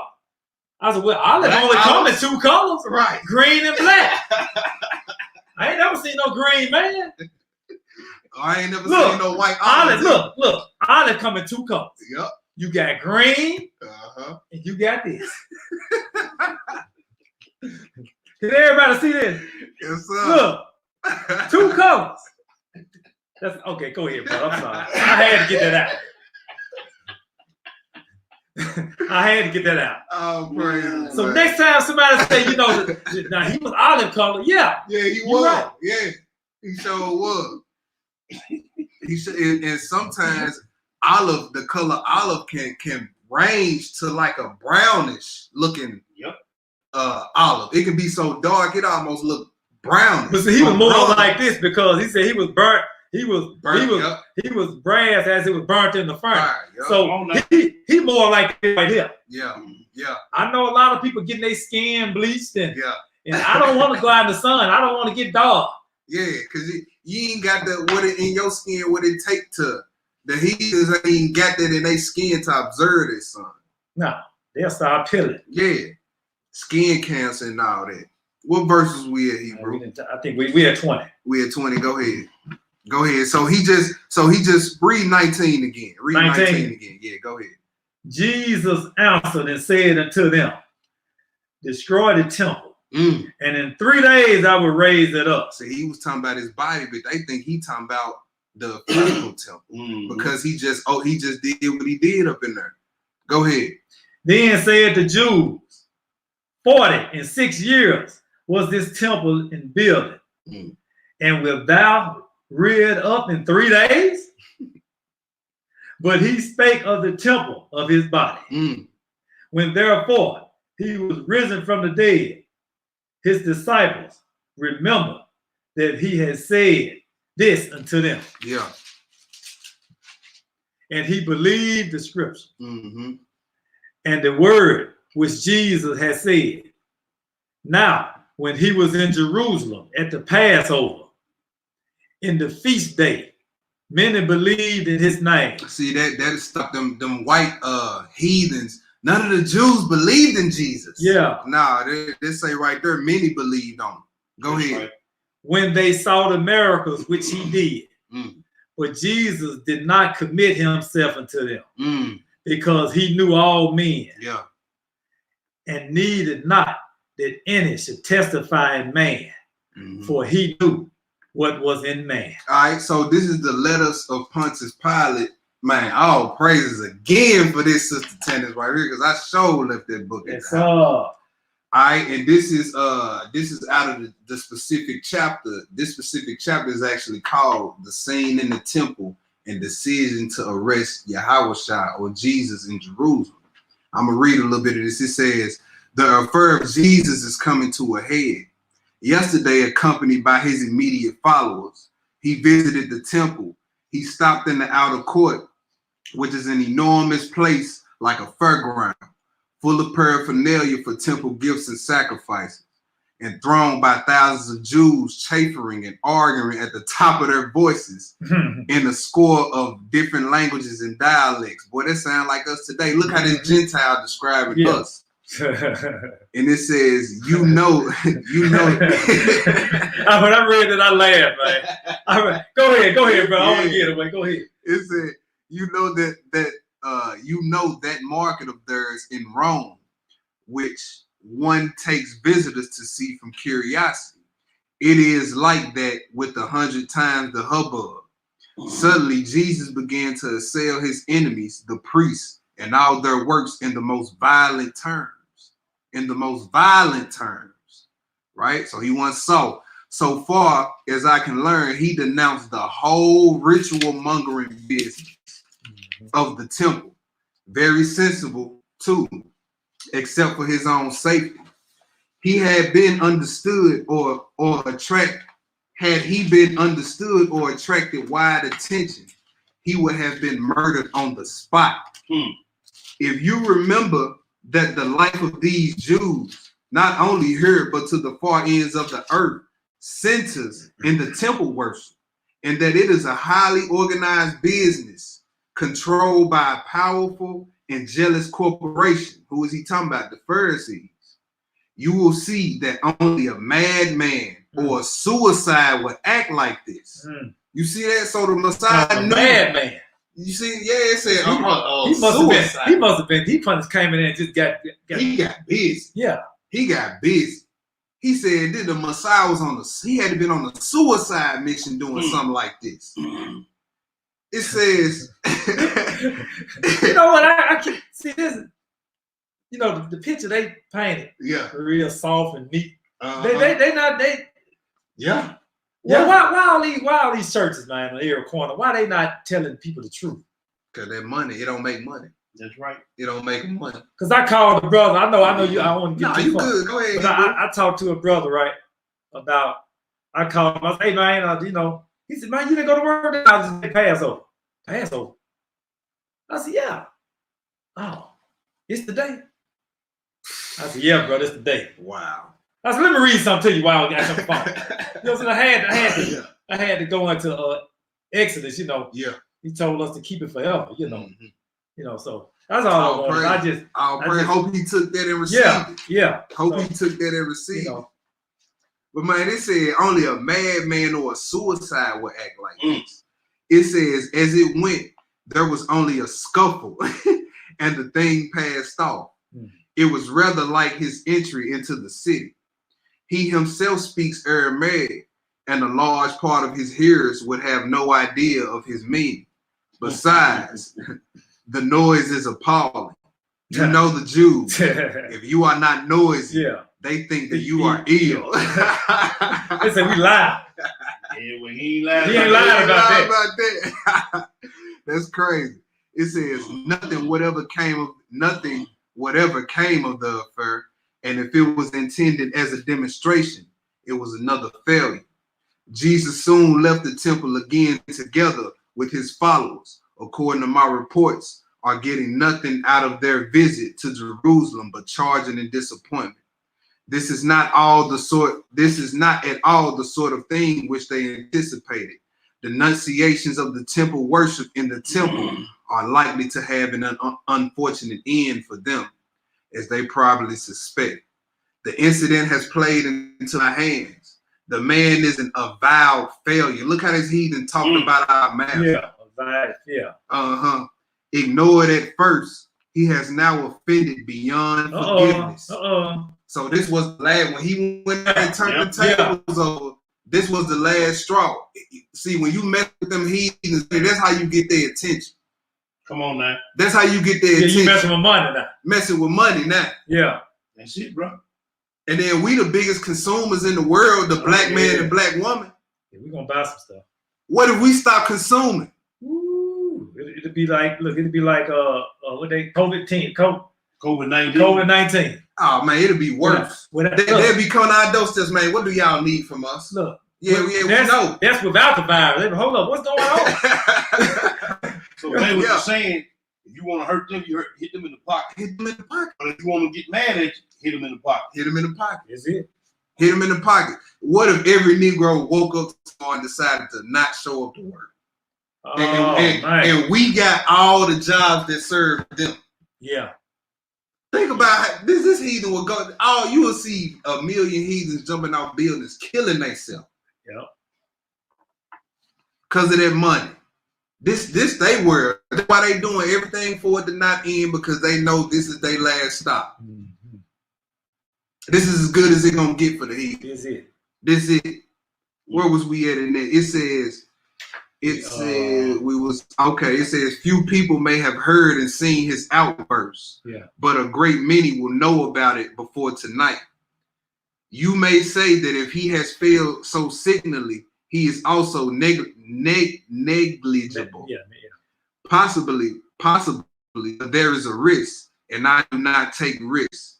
Consider the audacity of this action. To me, who know these people, it is almost inconceivable to challenge the priesthood in their sacred citadel at the Passover, backed by a handful of peasants, more ignorant even than himself. I could laugh at the thought, were it not that a man so rash and passionate, and at the same time so determined, might make another sort of appeal tomorrow, which might have a different ending. I have determined to suppress him. Public opinion, thanks to his folly, will support me. Still, I shall have the arrest carried through as quietly as possible in the conjunction with the Sanhedrin. His companions will give no trouble. After the scene in the temple, the old fox Annas was sent to envoy me.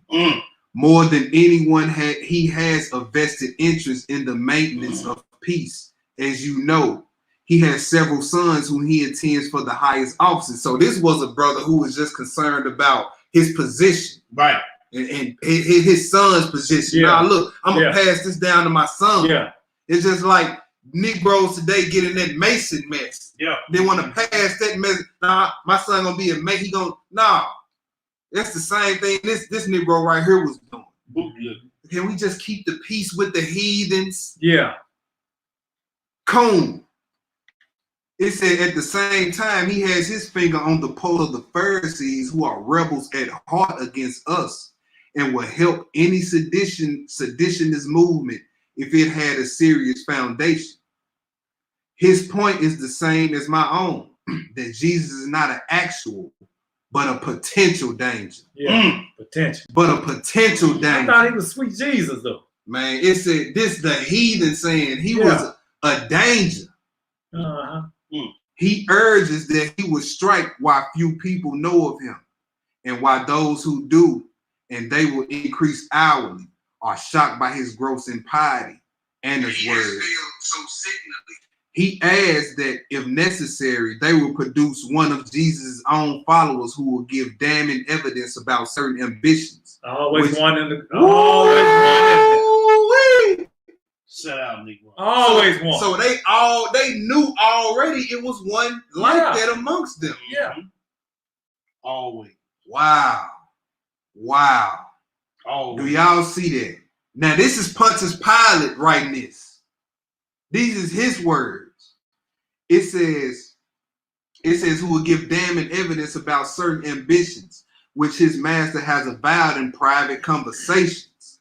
That does not concern me.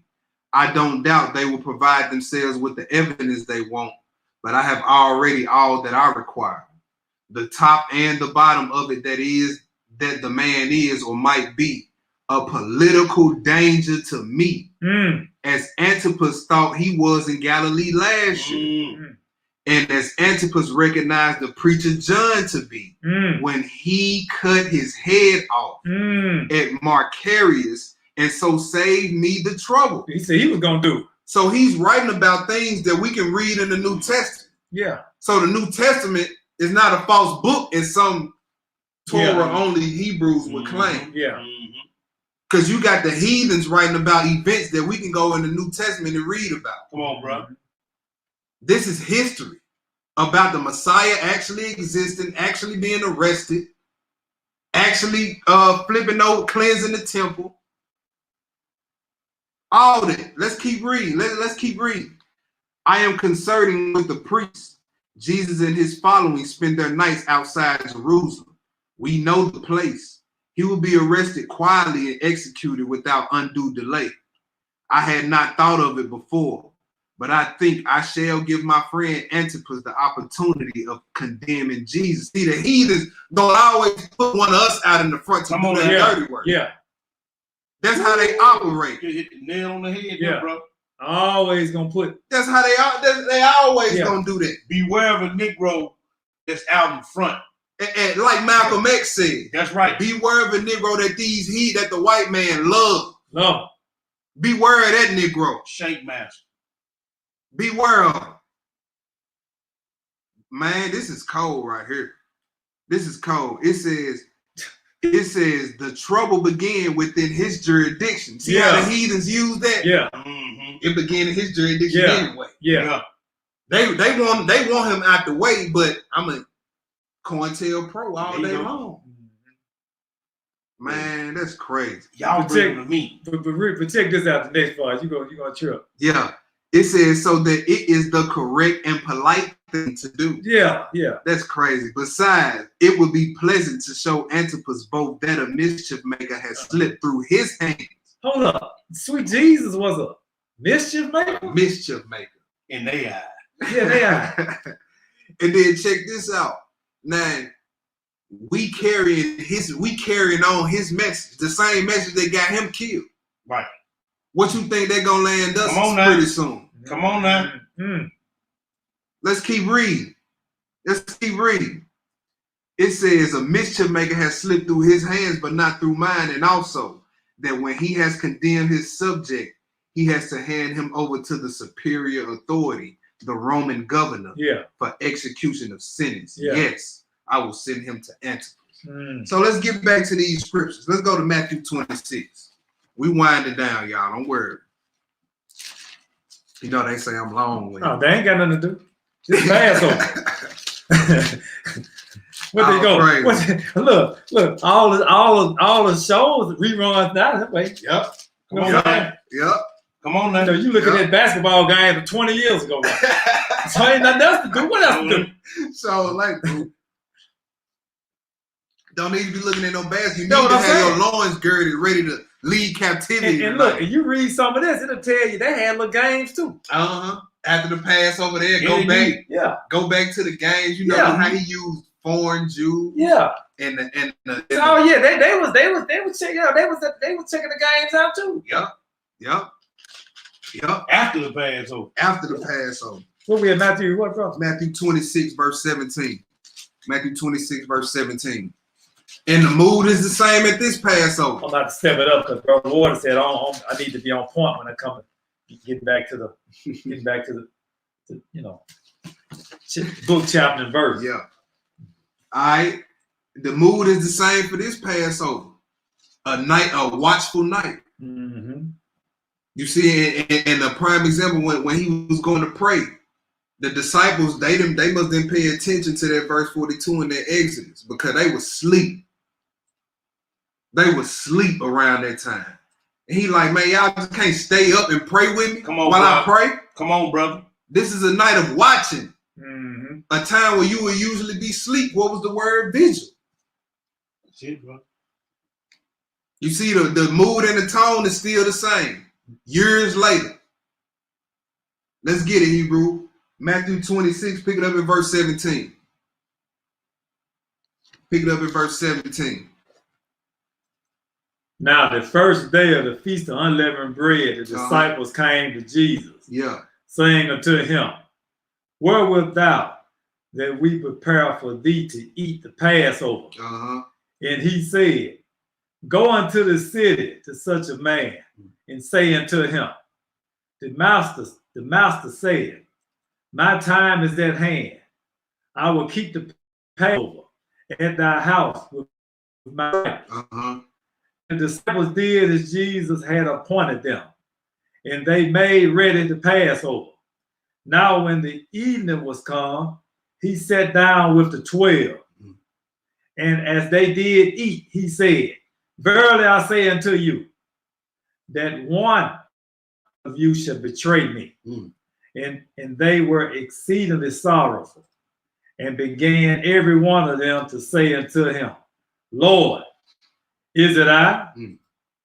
And he answered and said, He that dippeth his hand with me in the dish, the same shall betray me. Yeah. The Son of Man goeth, as it's written of him.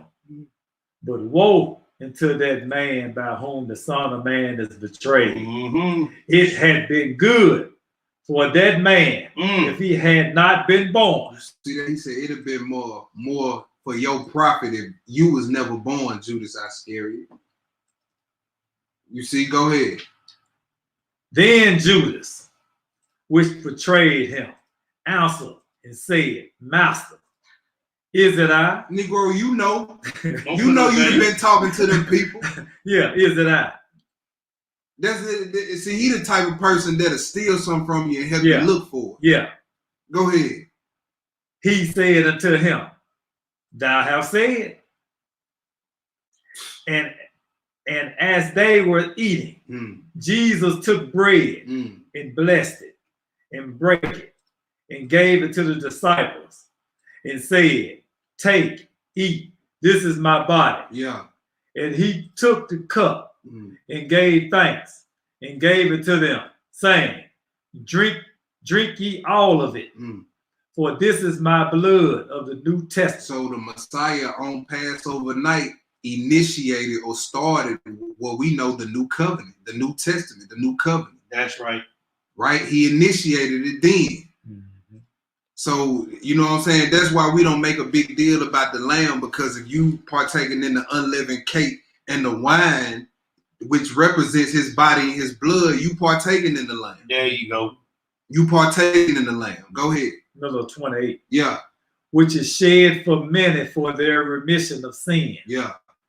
But I say unto you, I will not drink henceforth of this fruit of the vine until that day when I drink it new with you in my Father's kingdom. That sounds like a Nazarite vow, don't it? Go ahead, Hebrew. And when they had sung in hymn, they went out into the Mount of Olives. Yeah.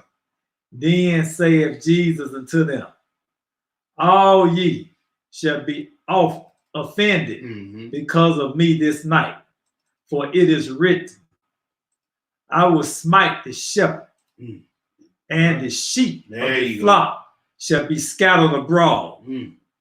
But after I am risen again, I will go before you in Galilee. Yeah. Peter answered and said unto him, Though all men shall be offended because of thee, yet will I never be offended. Jesus said unto him, Verily I say unto thee, that this night before the cock crow, thou shalt deny me thrice. Now, do you think that they was all sitting around have a jolly good time while this situation was going on?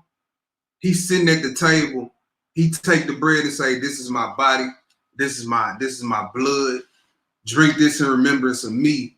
My blood is about to be shed for the remission of sins. One of y'all gonna betray me, and then all y'all gonna leave me. And then before the cock crow, you gonna deny me 3 times. That's right.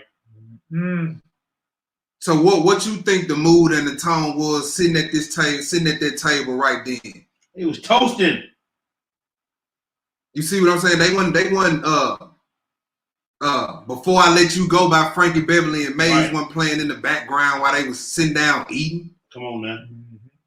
R. Kelly, Happy People, that wasn't playing in the background either. Serious, prepared. They like, dang, what? Everybody like, man, is it me? They scared. Yeah. You see that the Passover is a night much to be observed. You're supposed to be watchful, supposed to be ready, as if that death angel is coming at noon tonight. Let's get it, Hebrew. Keep reading. What verse was that? 35. 35. Peter said unto him, Though I should die with thee, yet will I not deny thee. Likewise, also said all the disciples. Mm-hmm. Yeah, but he already told them what was up. He said, "All y'all gonna leave. All y'all gonna leave." Let's go to Luke 22. Let's go to Luke 22.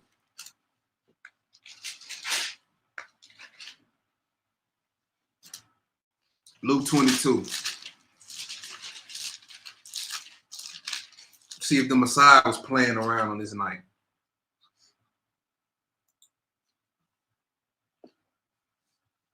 Luke 22, verse 39. Pick it up at verse 39, Hebrew.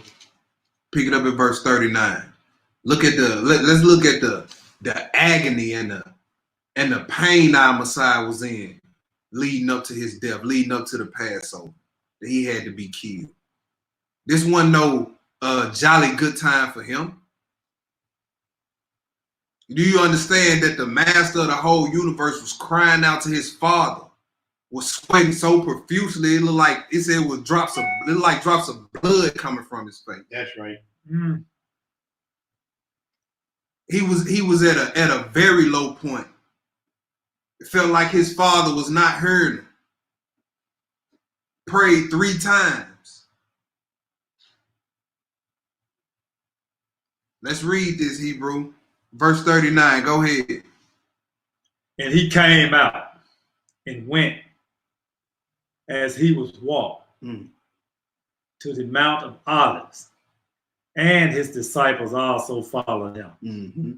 And when he was at the place, he said unto them, "Pray that ye enter not into temptation." You see that? The Passover's good. And what is he telling them to do? Hey, y'all need to be praying. That's right. Y'all need to be praying. Man, what if everybody that's on this chat, you know what I'm saying, the whole nation got down on their face tonight and cried out to the heavens. Mm-hmm. On the same night he sent the death angel through to take our enemies out. Mm. On the same night he shed his blood so that we can be free spiritually. You see that? What if we pleaded the blood of Yahushua over the doorposts of our house tonight? Come on now. The things that you will see that'll move for you in the spirit. Mm-hmm. You see, he telling his disciples, hey, y'all need to be praying. He just told them my hour here is here. Now he tell them, hey, pray. Remember that word vigil? Go ahead. 41. Yeah. And he was withdrawn from them about a stone's cast, and kneeled down and prayed, saying, Father, if thou be willing, remove this cup from me. Nevertheless, not my will, but thine be done. And there appeared an angel unto him from heaven, strengthening him. And being in agony, he prayed more earnestly. Ooh. And his sweat was as it were great drops of blood falling down to the ground. You see how hard the Messiah was praying? It's because it said he was in agony, y'all. That's extreme mental suffering. Right. In so much agony, he was praying so hard that the drops of sweat looked like great drops of blood falling to the ground. Right. This the agony he was in heading into this night. Right. This the mood he was in heading into this night.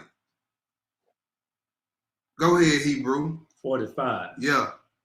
And when he rose up from prayer and was coming to his disciples, he found them sleeping for sorrow. Found them sleeping for sorrow. And this supposed to be a night of observed unto Yahweh, a night of watches unto him, and they sleep. Go ahead. Look like Messiah understood the tone and the mood for this day. Go ahead. And said unto them, why sleep ye? Why are you asleep right now? Right now, why are you asleep? Out of all time, sleep right now. Go ahead. Rise and pray, lest ye enter into You temptation. see that? When you sleeping while you supposed to be praying, you going to enter into temptation. That prayer is to keep you from entering into temptation. You see that? So the move for this day, y'all, is hey, we supposed to be prepared, ready, looking for deliverance. All right, let's go to the letters of Pontius Pilate, the trial and execution of Yahushua, the arrest of Yahushua. Yes, it should be. Yeah.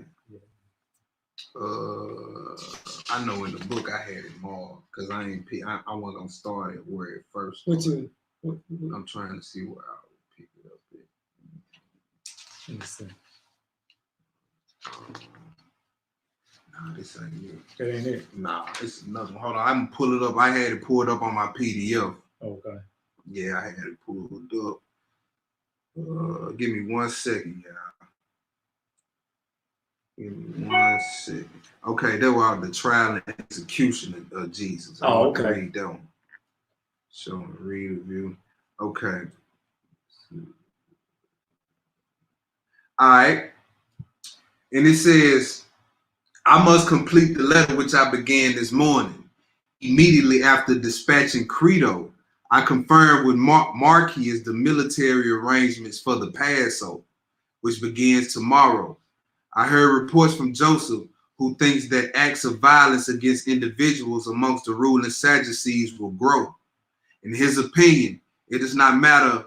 It does not much matter whether the province is as quiet as I contrive to keep it, or whether there is constant friction between us and the Jews.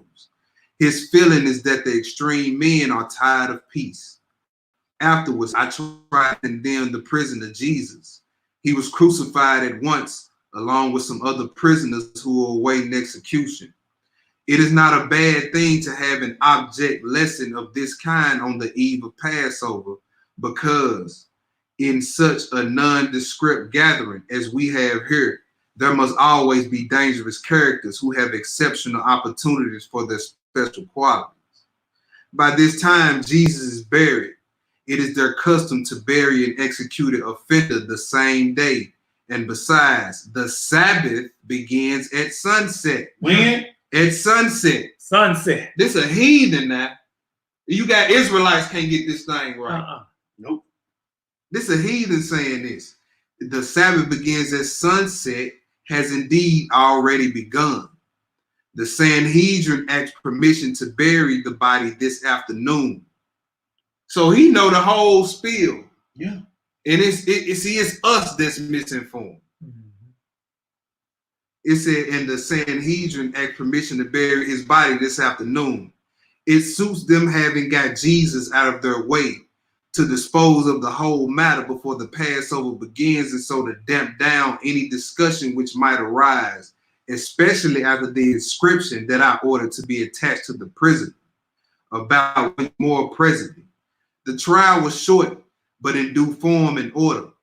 Jesus was accused of disturbing the peace, stirring up disaffection, and claiming to be king of the Jews.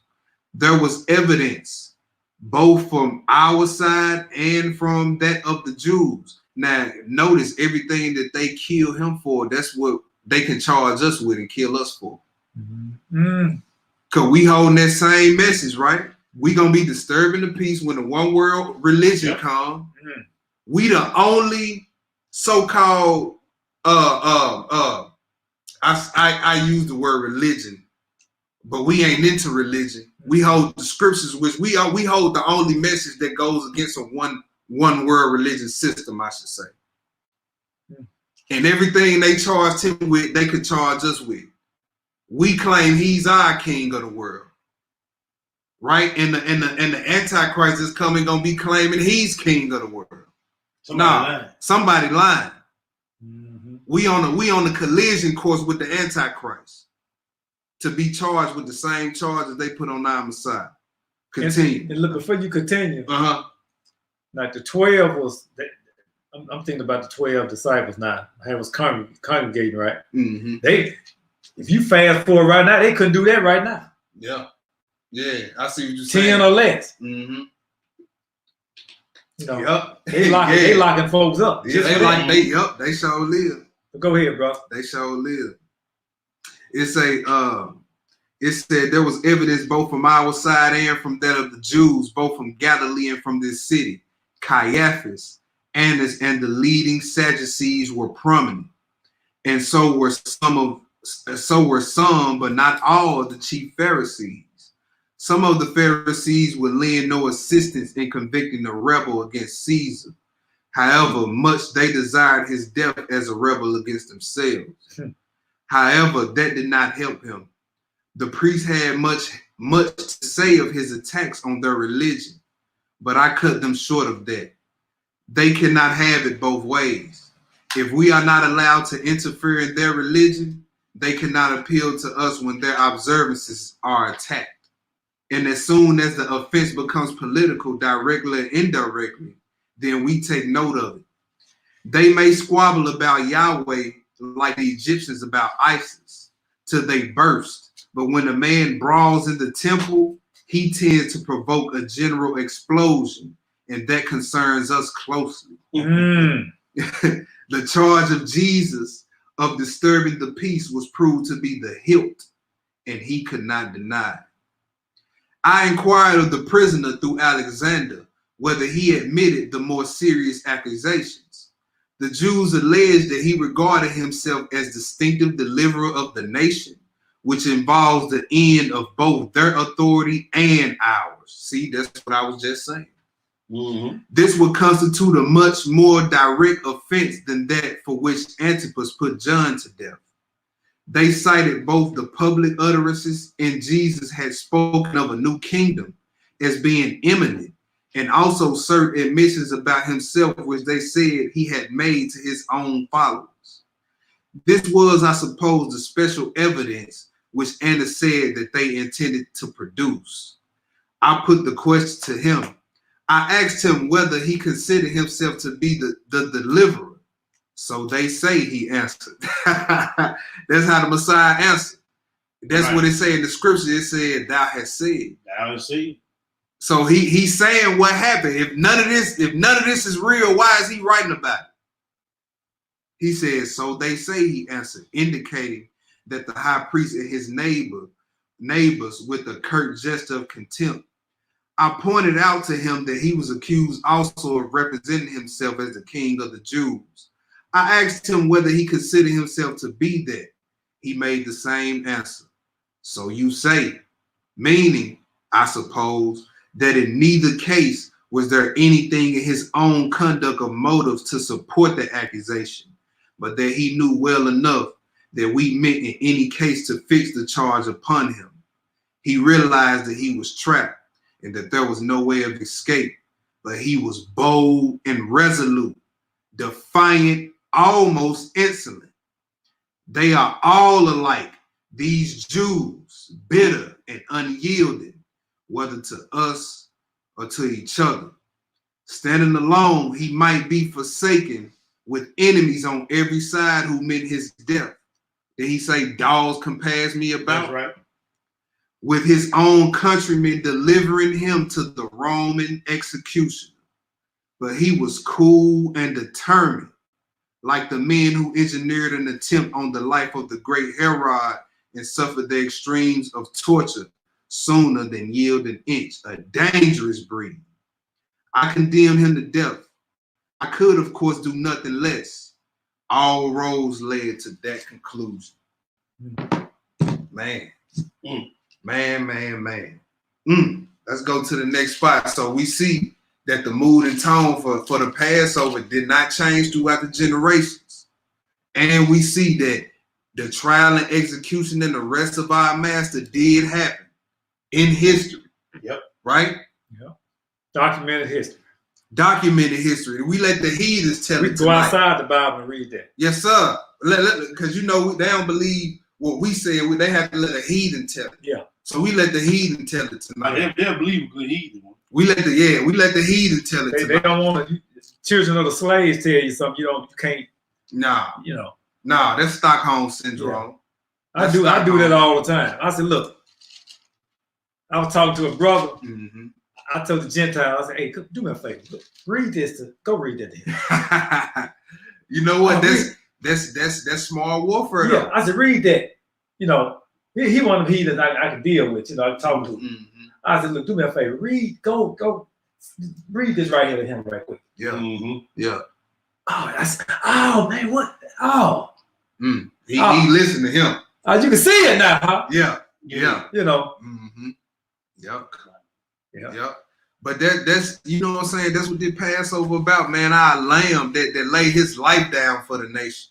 Mm-hmm. Remission of our sins. But let's go to the next spot. 1 Corinthians 5. We got one more spot after this. 1 Corinthians 5, 6-8. 1 Corinthians 5, 6-8. Even after the Messiah's death, unleavened bread and Passover still being kept. Come on now. Even after the Messiah's death. Hold up, I thought that was nailed to the cross. Nah, that wasn't nailed to the cross. Oh. That wasn't nailed to the cross. Because this your beloved Paul right here. This your beloved Paul right here. 1 Corinthians 5, 6-8. Go ahead. Your glorying is not good. Know ye not that a little leaven leavens the whole lump? So it was a brother in the assembly that he was writing to that had committed fornication. He had his father's wife. Right. And instead of the assembly at Corinth being sorrowful and repentant of it, they was glorying. They was glorying about the fornication. Even though all the fornication was going, they was still puffing themselves up and not checking the fornication. All right. So he says, don't you know a little leaven at the whole lump? This one brother, they see this one brother committing this fornication and us look up, all the brothers committing fornication. You see, you let a little leaven the whole lump. One bad apple spoils the bunch. Go ahead. 7. Uh-huh. Purge out therefore the old leaven. Yeah. That ye may be a new lump, as ye are unleavened. For even Christ, our Passover, sacrifice for us. You see that? Christ, our Passover. Paul still talking feast day. That's right.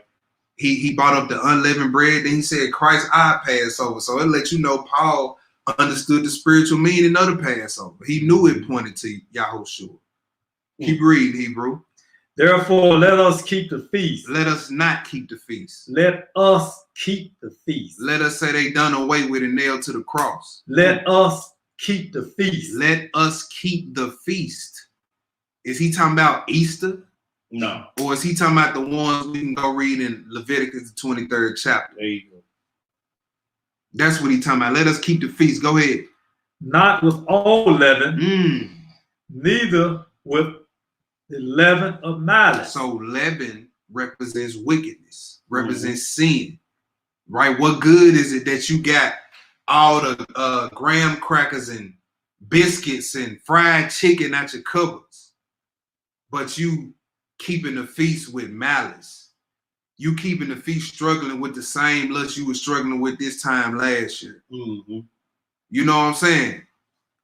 You know you need to make something right with a brother or sister and you ain't did it yet. Why would you keep the feast and you still got leaven in your house? But I ain't gonna get too much into it. I'm beginning to my big Ak lesson. Ak Woody P. Shout out to that Hebrew. Shalom, Hebrew. Let's keep going, Hebrew. Go ahead. And wickedness. Yeah.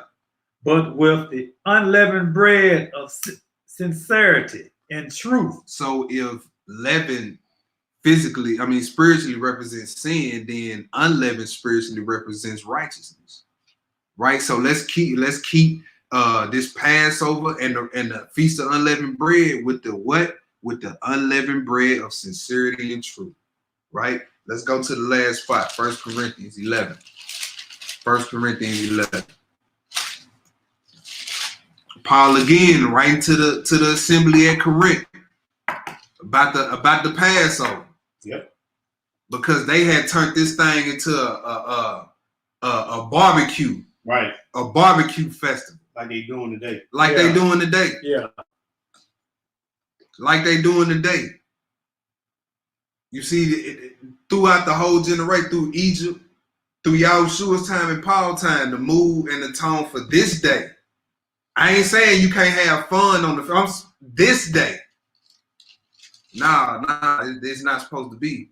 We supposed to be vigilant. We supposed to be watchful. Mm-hmm. You know what I'm saying? When you drink that bread and that wine at night, eat it in haste, drink it in haste.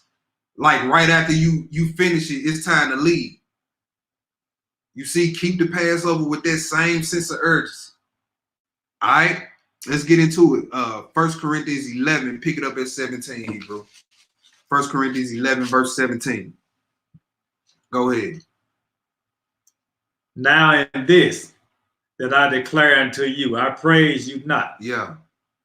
That ye come together, not for the better, but for the worse. You see that? When y'all come together, it's not for righteous things. It's not to handle the business of the Most High.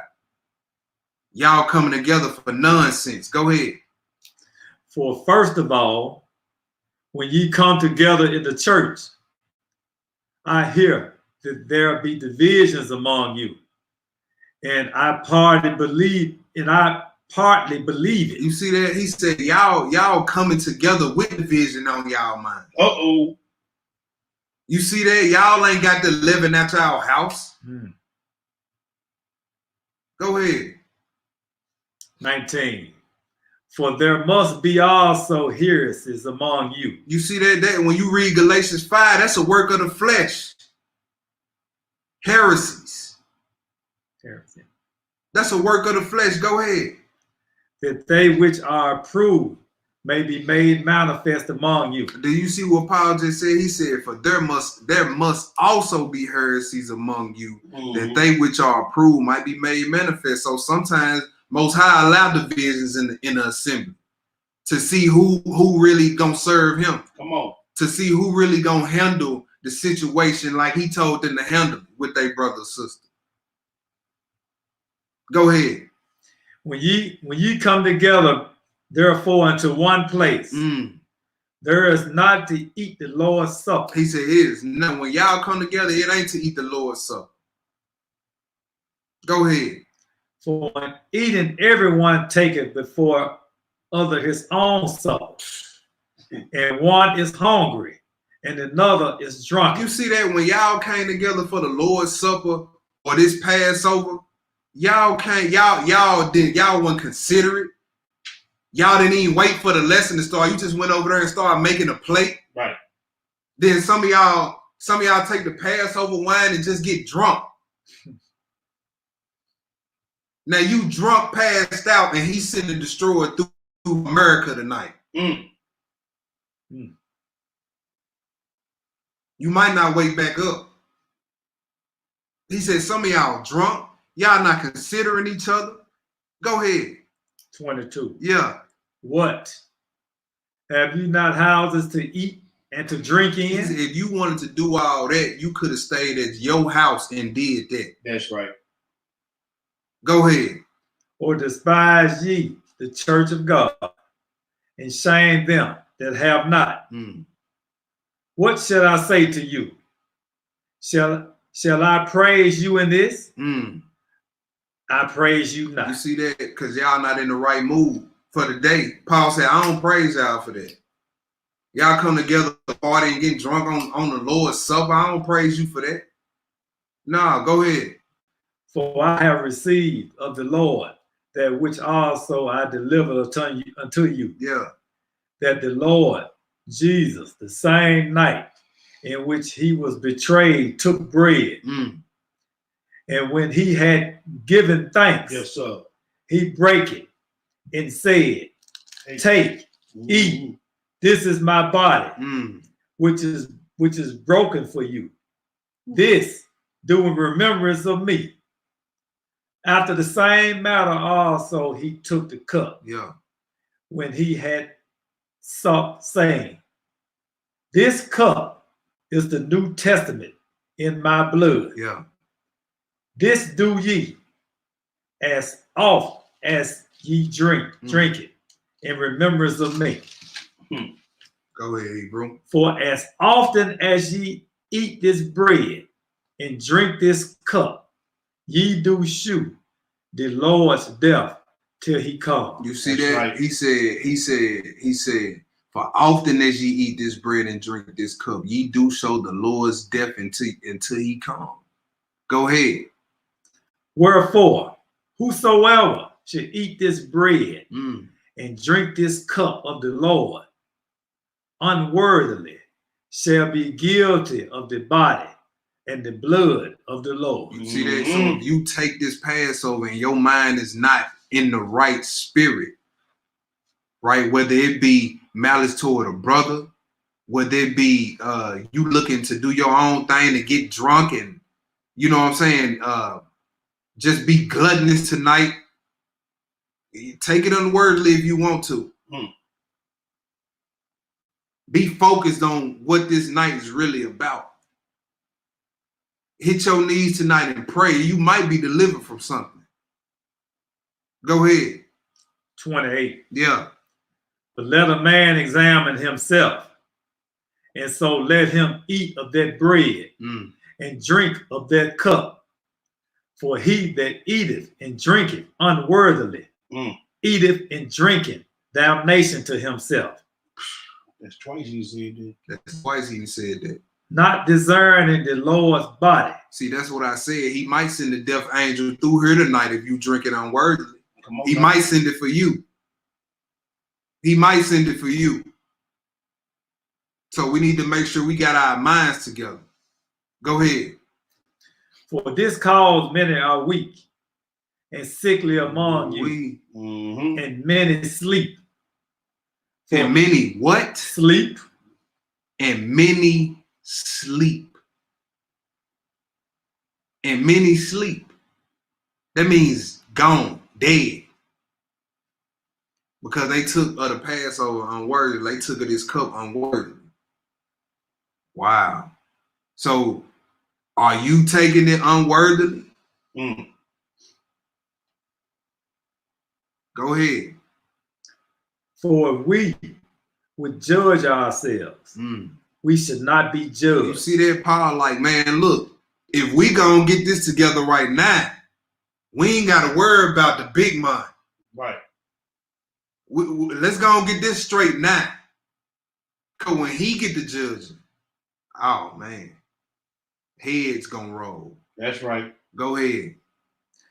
But when we are judged, we are chastened of the Lord. Yeah. That we should not be condemned with the world. That's right. Wherefore, my brethren, when ye come together to eat, tarry one for another. That's right, man. Don't be when unleavened bread come and we getting together and feasting, man. Look, tarry for one another. Don't be trampling over the next brother sister heels trying to get to the lamb and the and the yams and the butter greens and the what? Jumping in front of the elders. Yeah. Come on now. He said tarry for each other. Go ahead. 34. Yeah. And if any man hunger, let him eat at home. Look, if you that hungry, stay at the house, man. Stay at the house. Don't be looking, don't just turn the Most High's feast days into just a free fall. Right. All right, go ahead. Middle of 34. Yeah. That ye come not together unto condemnation. Ooh, so if you come together for any other reason, with any other thing on your mind for these feast days, you coming together unto condemnation. Go ahead, bro.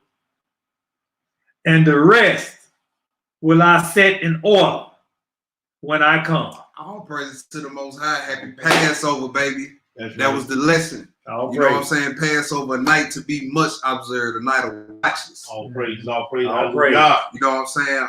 Man, I just want to say, you know what I'm saying? This is a night of deliverance for us, y'all, for the whole nation. You know what I'm saying? Hit your face tonight. Get even with the ground. Make sure your face is hitting the ground. And cry out to the Most High. You know what I'm saying? That he render a judgment in our favor. That he loose all his most militant angels of warfare to crack the skulls of the coronavirus and the fear of it, to crack the skulls of any sickness and disease that got Israel bound in this hour. That's right. Any strongholds, spirit of lust, spirit of greed, spirit of anger, spirit of wrath, malice. Bind it out. We bind it all right now in the name of YHWH HaMashiach. Right, we cast it forth into a herd of swine. That's right. You know what I'm saying? Most High, we lift the whole 12 nation of Israel up before your throne. Render a judgment in our favor right now. By Hashem YHWH HaMashiach. Yeah. You know what I'm saying? I'm the young lion, man. Folds up till it close up. Brother Charles, you got anything to say? Just want to say, everybody keep your head up. Stay prayed up. Yes, sir. And know what you're praying for. That's right. That's right. Let me look on, get some shout outs. Hold on, TJ, real quick. Okay. We'll read this scripture before we close out. All right. Hold not thy peace, O Yah. Yes, sir. Of my praise. For the mouth of the wicked and the mouth of the deceitful are opened against me. Yeah. They have spoken against me with a lying tongue. They compared me about also with words of hatred and fought against me without a cause. For my love, they are my adversaries, but I give myself to prayer. And they have rewarded me evil for good and hatred for my love. Set thou wicked man over him, and let Satan stand at his right hand. Hallelujah. And he shall be judged. Let him be condemned, and let his prayer become seen. That's right. Let his days be few and let another take his office. Let his children be fathered and his widow, and his wife a widow. Let his children continually be vagabonds and beg, and let them seek their bread also out of their desolate places. So what I'm praying for is that this enemy of mine, enemy of the nation, this COVID-19, 5G, I render it powerless in the name of our power, Yeshua HaMashiach. Yeshua, in the name of Yeshua And any evil, wicked person that's trying to further this against the children of Israel, we hope that your children are fatherless, your wife become a widow, and I want every Israelite tonight to lift up the name of Yeshua and give all praise, honor, and glory to him. He is our Redeemer. He is our protection. He is our battle axe. That's right. And no one can fight with our power. That's right. May the judgments of Psalms 109 come down on the 13 bloodline families that run this earth. May it crack the skulls of them. Yeah, and their children. May it crack the skulls of them. May the judgment of Psalm 109 come upon their heads. That's right. May the most militant angels of warfare of the Most High, Yahweh Zebaoth, Lord of the Master of the heavenly armies, may he render the judgment in our favor. Plead the blood of Yahushua over all the 12 tribes of Israel. This the young lion. Hold on. What do you want us to take the Passover together, baby? Oh, okay. Yeah, let's do that. Let's do that. Tray in here. All right, so y'all get your monsters ready. Get your monsters ready. Get your monsters ready. Yes, sir. Get some wine ready. We finna get this thing in haste. Yes, sir. You know what I'm saying? Like we finna leave soon as we cut the camera out. We leave in America. Yeah, that's the mindset. Yes, so we cut the camera off. Have your loins ready to go. Ain't nothing to talk about. Ain't nothing to talk about. Yeah. Ain't nothing to talk about. Boy, y'all glad, brother. Yes, give me a little give me a little of that. Yeah, yes, my wife gonna bring good blood. Good blood. Yes, sir. You want me to get that Matthew right 26 pop? Yeah. Get that Matthew 26. See if one of them, everybody got their wine. Hey, y'all put a 7 up in the room when y'all get y'all wine and bread ready, so we can all take it together, y'all. I don't want to be on camera now. I'm stand over here. Oh, you all right, so? Too late. They got you now. Hey, hold on, baby. We're going to drink it together. Yeah, I'm not going to drink it together. Here, y'all got some Watson. You do want me to read 26, 27. Yeah. Uh-oh. Charlie, your glass. Right here. I don't need that much. I just need a little hit now. Yeah, I'm going to y'all going, y'all. What's up, man? All right, y'all. Hey, see put a 7 up in the room where when y'all get ready. I know y'all scrambling, boy, putting scarves on your head and all that. So go and get ready. Look, somebody said we need a minute. Okay, see, look, they going to put their bunny on. Probably one of them sisters, probably. Let me go get my bunny real quick. Hold on. Put some 7s up in there when everybody get ready. All right, okay, Brother Corey, he ready. Brandon ready. Sister Tana's ready. Okay. Yeah. Who else? We need some more 7s up in the room, y'all. What it be? Hey, the out of time rules. Ronald B. just asked about it too. Yeah, he put a 7 up in there. Okay. All right, we got a Facebook user 7. I just looked on Facebook. That's either Sister Colette or Sister Natima, I believe. Woody P ready. I D-Roy and his rib ready. Let's get it. All right, let's get it. All right, another Facebook user ready. All right, script, man. All right, so y'all, we finna read just a quick scripture, Matthew 26, what we read tonight. Matthew 26, verse 26 and 27.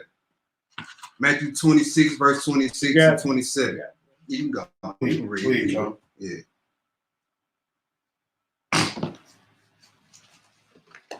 (26 and 27). Yes, sir. And as they were eating, yes, sir, Jesus took bread. Yes, sir. It was bread.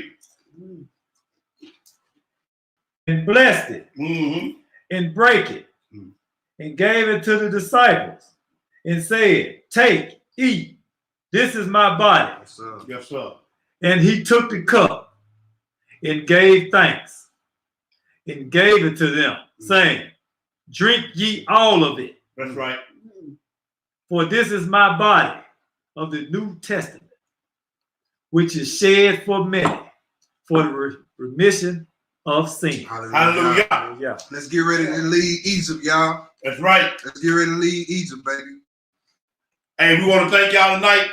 Get on your face before your Most High Power and pray for your people, pray for your nation, and pray for the release of Babylon. That's right. Hallelujah. Hallelujah. Hallelujah. All right. Signing out, Bruce. Shalom. Shalom.